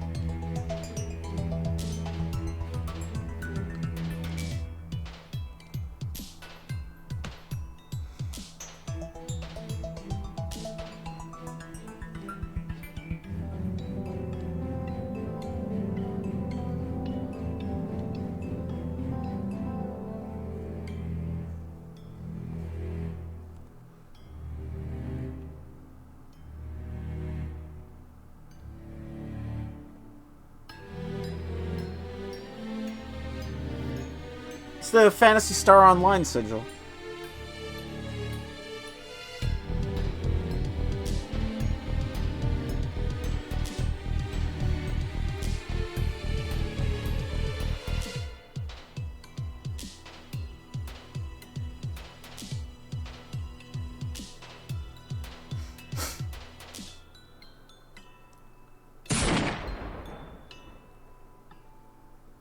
That was kind of incredible.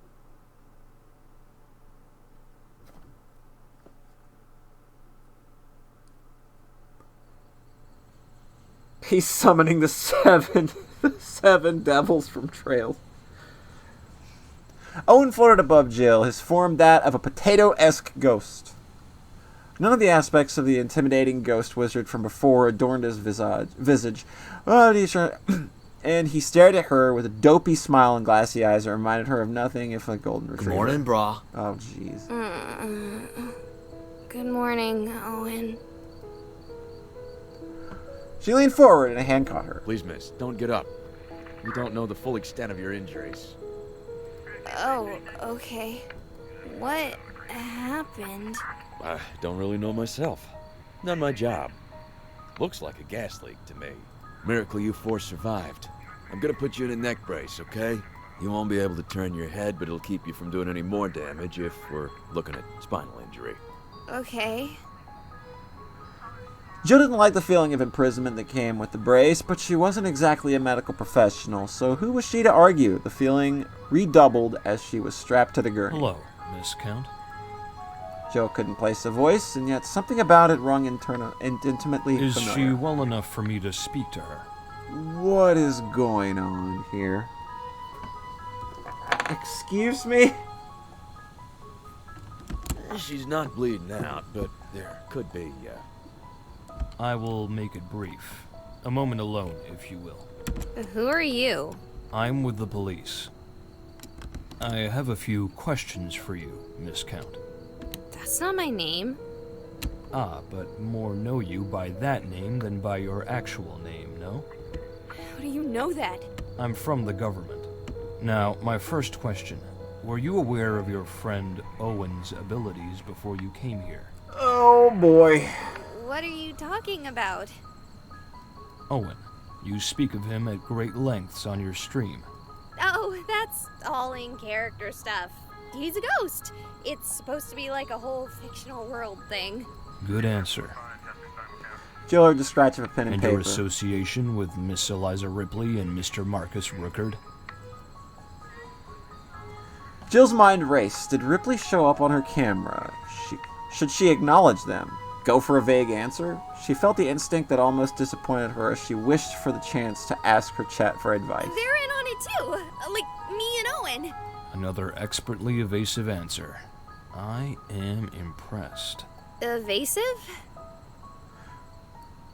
She heard the soft crunch of gravel as a government agent stepped forward. Her jaw would have dropped if it could have, as Death in a suit stepped forward. What are you? What are you going to do? Miss Count, please. It's not a matter of what your country can do for you, but what you can do for your country.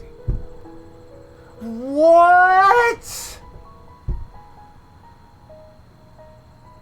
What? Please bring her to the hospital. Make sure she has no injuries, and please call us if anything comes up. The EMT took a card with glassy eyes and nodded. Then Jill, still stunned, was loaded into the back of the ambulance and driven away. Wait, 4 survivors? Which 4? Were they all even actually alive? This ghost business was getting ridiculous.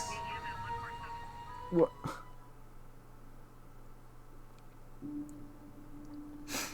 Marcus slowly rose. His head was killing him. Oh, what happened? Bright light filled his vision as his eyes finally parted. A hospital room. You had a concussion. Jill is gonna have a few scars, but the only reason she passed out is because of Owen's psychic draw on her. What happened? For one, we failed to stop the ritual. Oh God, Tyrone! Under medical observation. He's in a coma, but the doctors don't know what's wrong with him. Do you? No. To be honest, I barely even recognize him. He's that disfigured? No, I mean in a psychic sense. Do you have any idea what that ritual was? No. Maybe if it had still been there when I had gone back. But the entire gymnasium is in ruins now. And those symbols, I've really only seen them individually. Used by acolytes and ancient eldritch stuff. That floor had hundreds of them. Do you know at all what we stumbled into? Well, I have one. Ripley came to the side of Marcus's bed and set down a wallet. Yeah, this game, it's trying to... Oh my god. I can't even put into words what I'm trying to say right now, but they're doing something with this writing that makes it so off-putting as supernatural fiction. Who did you get this from? The girl who kidnapped Tyrone, she's still unconscious. She took a hit a bit worse than yours. They're so bad at explaining when things are happening. Like, I have no idea what the fuck happened there with the ghosts and the gnolls. Like, that was literally like, it's supposed to be the most scary thing in the world that we've ever stepped into, but no, we just Deus Ex Machina it out of it. We Deus Ex Machina it out of it because we literally don't know how to write action.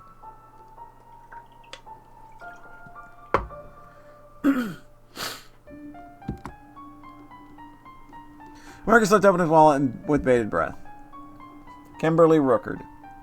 It could not have been more mundane. Membership cards, a credit card, a debit card, and an ID with a now familiar face. Okay, where is the spooky part? Ripley rolled her eyes and pointed to the name. Kimberly Rookard. Oh. Would you look at that?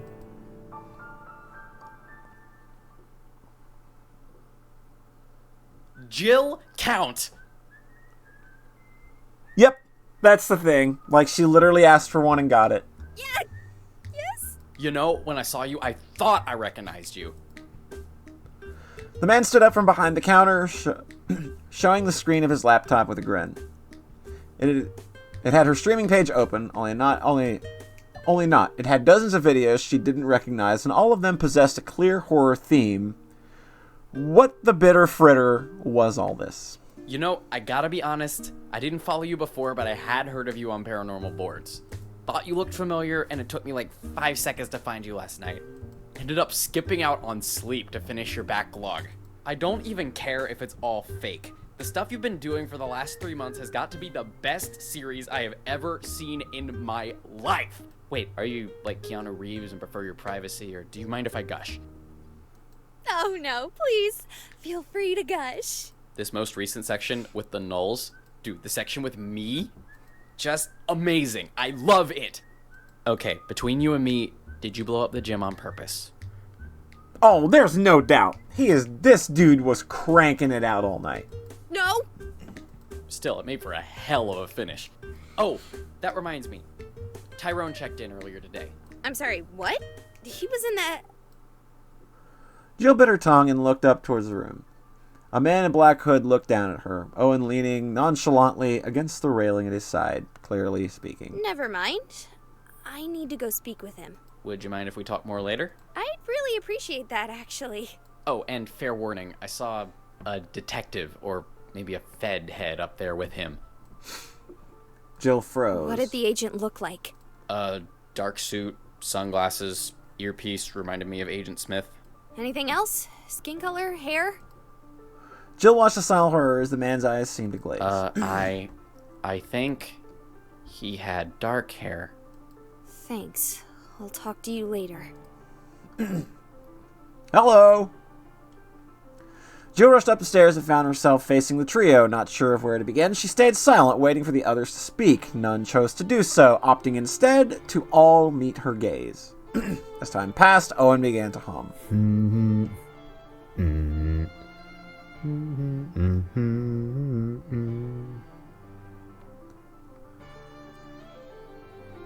Okay, that's enough of that. You're still alive! Why are you a ghost? You stop humming! And you! What even are you? Tyrone made to speak, but a gesture from the figure in the hood and suit silenced him. Tyrone is no ghost. A term for what he is doing might be astral projecting. I am Agent Smith. Like from The Matrix, yes. I've heard the joke before, Owen.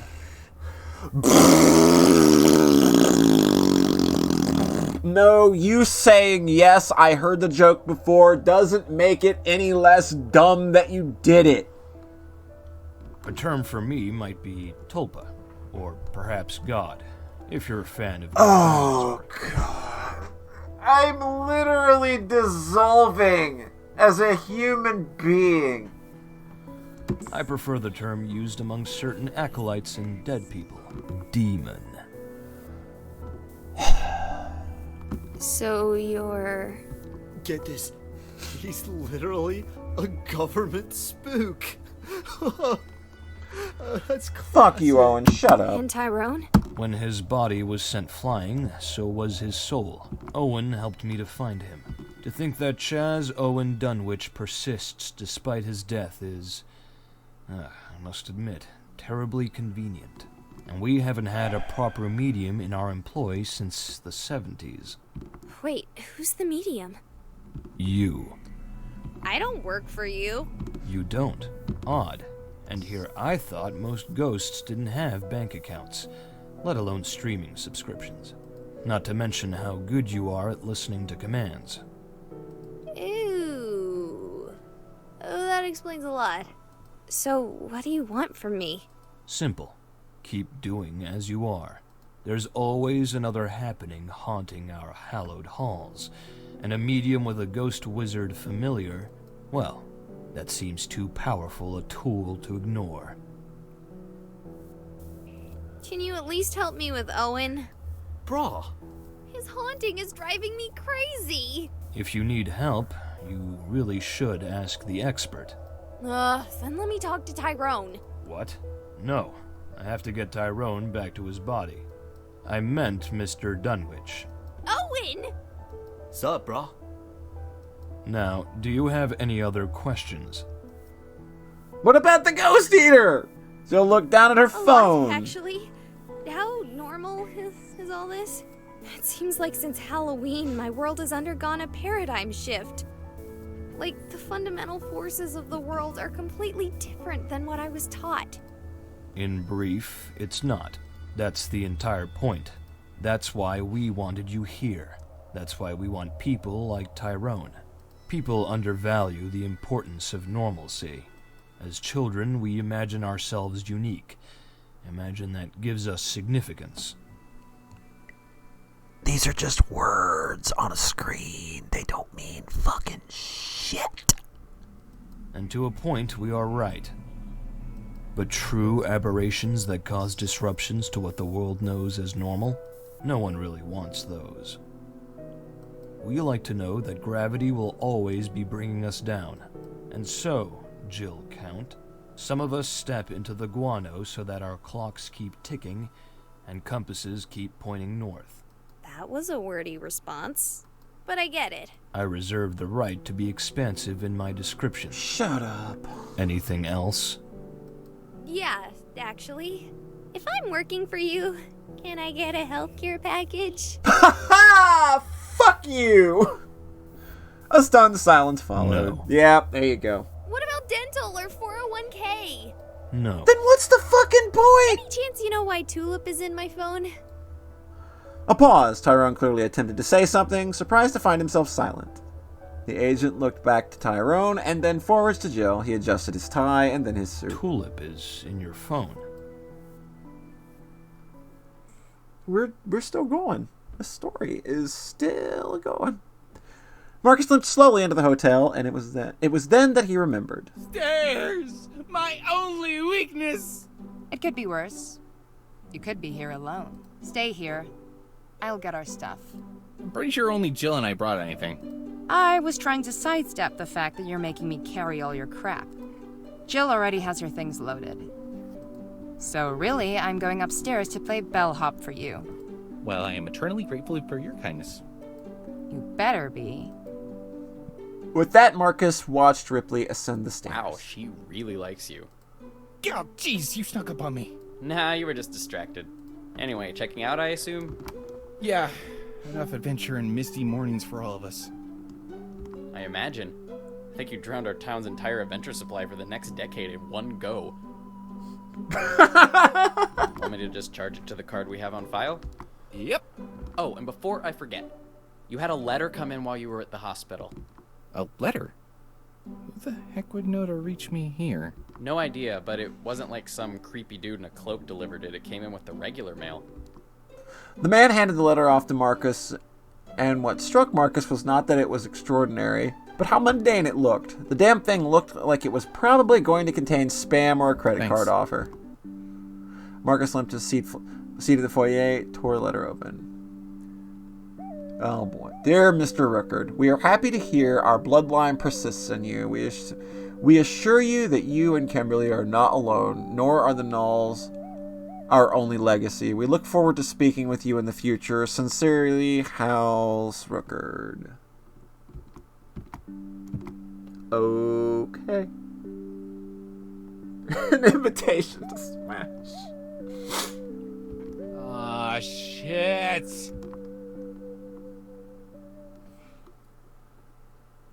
Okay, Owen? Or do you prefer Chaz? It's still going, by the way. No way, Chaz is my father. I go by Owen. Wow, an entire family of bros. Brah. So, you know magic? Is that what that was? Bruh, hardly. It's more like spiritual essence circuits. More rules! More! Give me more rules to help make this world not make a goddamn bit of sense or be the least bit engaging. Just give me more. Don't for one instance let me suspend my disfucking belief. Just explain it all. Over-explain the fuck out of it. Take away every bit of magic of the storytelling. Please. Please. Continue. So do you remember anything?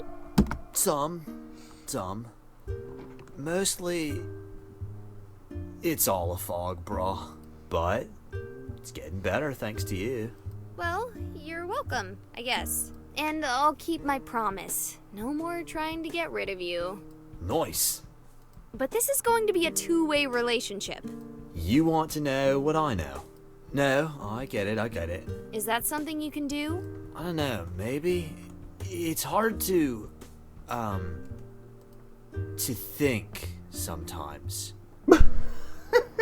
Is it, Owen? Is it too hard to think? Owen's eyes seemed to grow glossy at that, and he began to flicker his more potato-y ghost form. Are we ready to go? I'm back and ready to go. Dope. I guess I am too. From the I've got the rooftop, dumbasses shout bags. Shout it out, ready to go. I'm shouting out, shouting, and I'm ready to go. Oh. Yep, that happened. That happened. Dude, let's keep it PG. For Jill. I've got the bite cheese bags. There we go. I think. I suppose we're ready to go too. I've got Owen, and Tulip is still stuck in my phone, so we have everyone but Tyrone. As little as I like her, I'm glad she wasn't eaten by a Null. Jill felt her phone chirp in her pocket, but chose to ignore whatever message Tulip had sent. Is it okay to leave Tyrone? He hasn't woken up yet, right? Is the game just throwing Tyrone in the trash too? Yes, like what does this have to do with death at all? Who said anything about that? What the fuck? Tyrone! I thought you were in a coma! No, just learning new things. Good to see you up and alive, Tyrone. You too, Ripley. Well, you catch the sentiment. Hey, he's actually emoting this time. He's learned to do that. And you must be the famous Jill Count. Tyrone extended a hand. Watch some of your stuff. You're insane, you know that, right? That's pretty much the only explanation I have for my life right now. So yeah, I do. If we're going to do a caravan, anyone want to come with me? Me! I'm going with Tyrone. Here, Ripley, you can drive my car. Marcus threw the keys, but it was Jill who snatched them from the air. No way are you driving again. Fine. I call the back seat. I'm going to rest. I'll drive. How did he extend a hand? Can you do that? Oh yeah, totes. I suppose it'll be a trust-building exercise. Joe carefully proffered Owen the keys, fully expecting them to slip through his hand and strike the ground. A small part of her sang as she saw his hand close around them, and he was getting better. No flying off the road, okay? What? Flying on the road is okay, though. Sure. Cool. He astral projected his hand. Don't worry, I'm sure the game has rules for that. Joe climbed into the car. What? Cool. Very cool.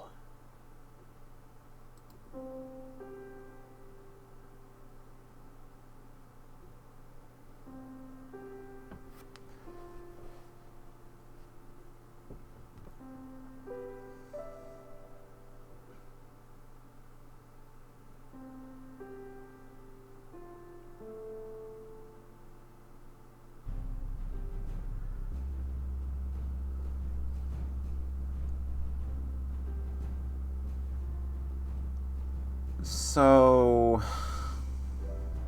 Huh.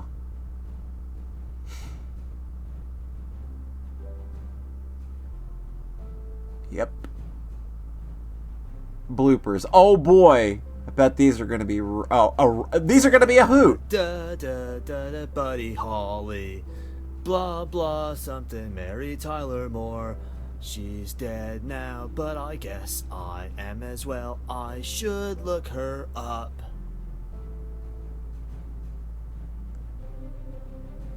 Okay. Nice. I love Owen. Okay. That wasn't necessarily a blooper? Thing. I'm loving that SoCal lifestyle. I'm not loving that noise from upstairs. I wish my upstairs neighbors would be a little more considerate of me and my needs. I'm gonna take that one again. I'm loving that SoCal lifestyle. I said it. It's the thing I always say, that you have me say in this for real. That's very kind of you. Bloopers. Bloopers. They're very funny. They're very funny. Humorous, even. That joke is not bad. I love it. Choo choo. Choo choo. Choo choo. What? Wait, did I wander into a nearly identical room? There's an airplane, or possibly a helicopter, in this identical room. Listen to it go. Yes. Such a majestic feat of craftsmanship. A lot of people worked really hard, some of them with children and families, others alone, but all of them had moments that culminated in the existence of that helicopter. And we need to take a moment to appreciate that.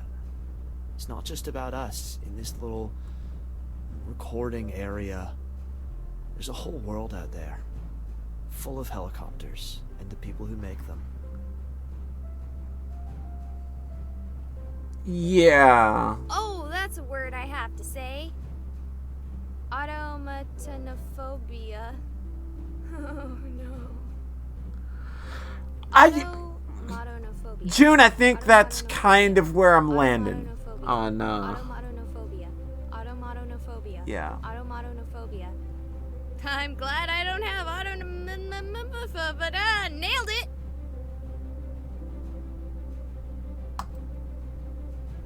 Light the brazier. Preparations are made.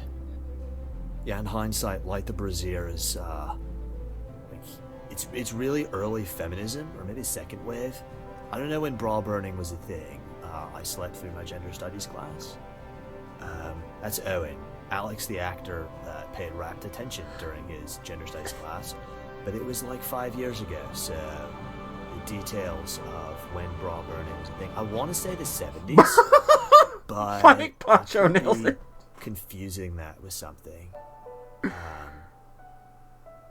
Yeah, like the brazier would be silly, and it would really, for him to be saying that in this ghost summoning situation. Dude, he's still For him going. to say it in other situations, And I'm not paying attention to a single word. Because I don't know I feel like that's sort of co-opting another group's thing.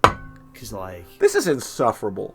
I don't know. I am literally... I can feel cells in my body dying while listening to this. Of an ally, you know, to actually do the thing. It's more of a support role.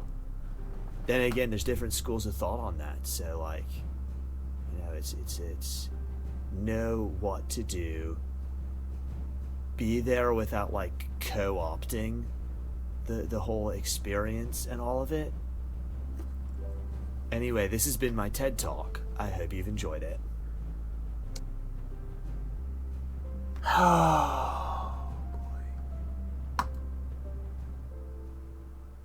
Thanks for ending. Hey, the title screen changed.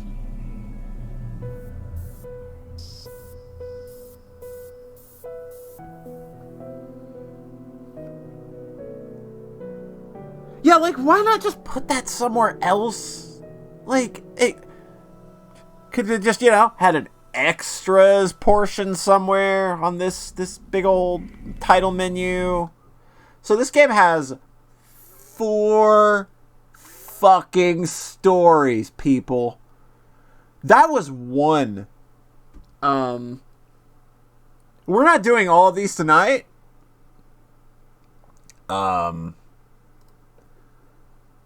I guess we move to Undercover Undead next time. So yeah, the fact that this is going to take us more than 1 stream to knock out, because I have had my fill, bruh. I've had my fill of this entire game and, like, its writing style and its inability to be very compelling or make much sense and literally, like, over-explaining things, bruh. So, you feel a spiritual need to play a good VN immediately. I know, right? But we will do our due diligence. I suppose we will be back Saturday night to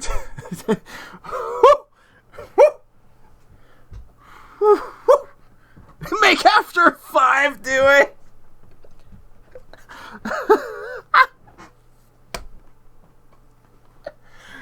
Oh, Lord. You are very excited for more of this. Yeah, we're going to come back to this Saturday evening. We will probably start at around 8 o'clock. Maybe 7 or 8 o'clock, because there are 3 more stories left. I know that the first one is the longest one. I knew that that was going to kind of be the big one. And I know that what we have left probably adds up to another 2 hours or so. So you got another 2 hours of this amazingly written cast, bro.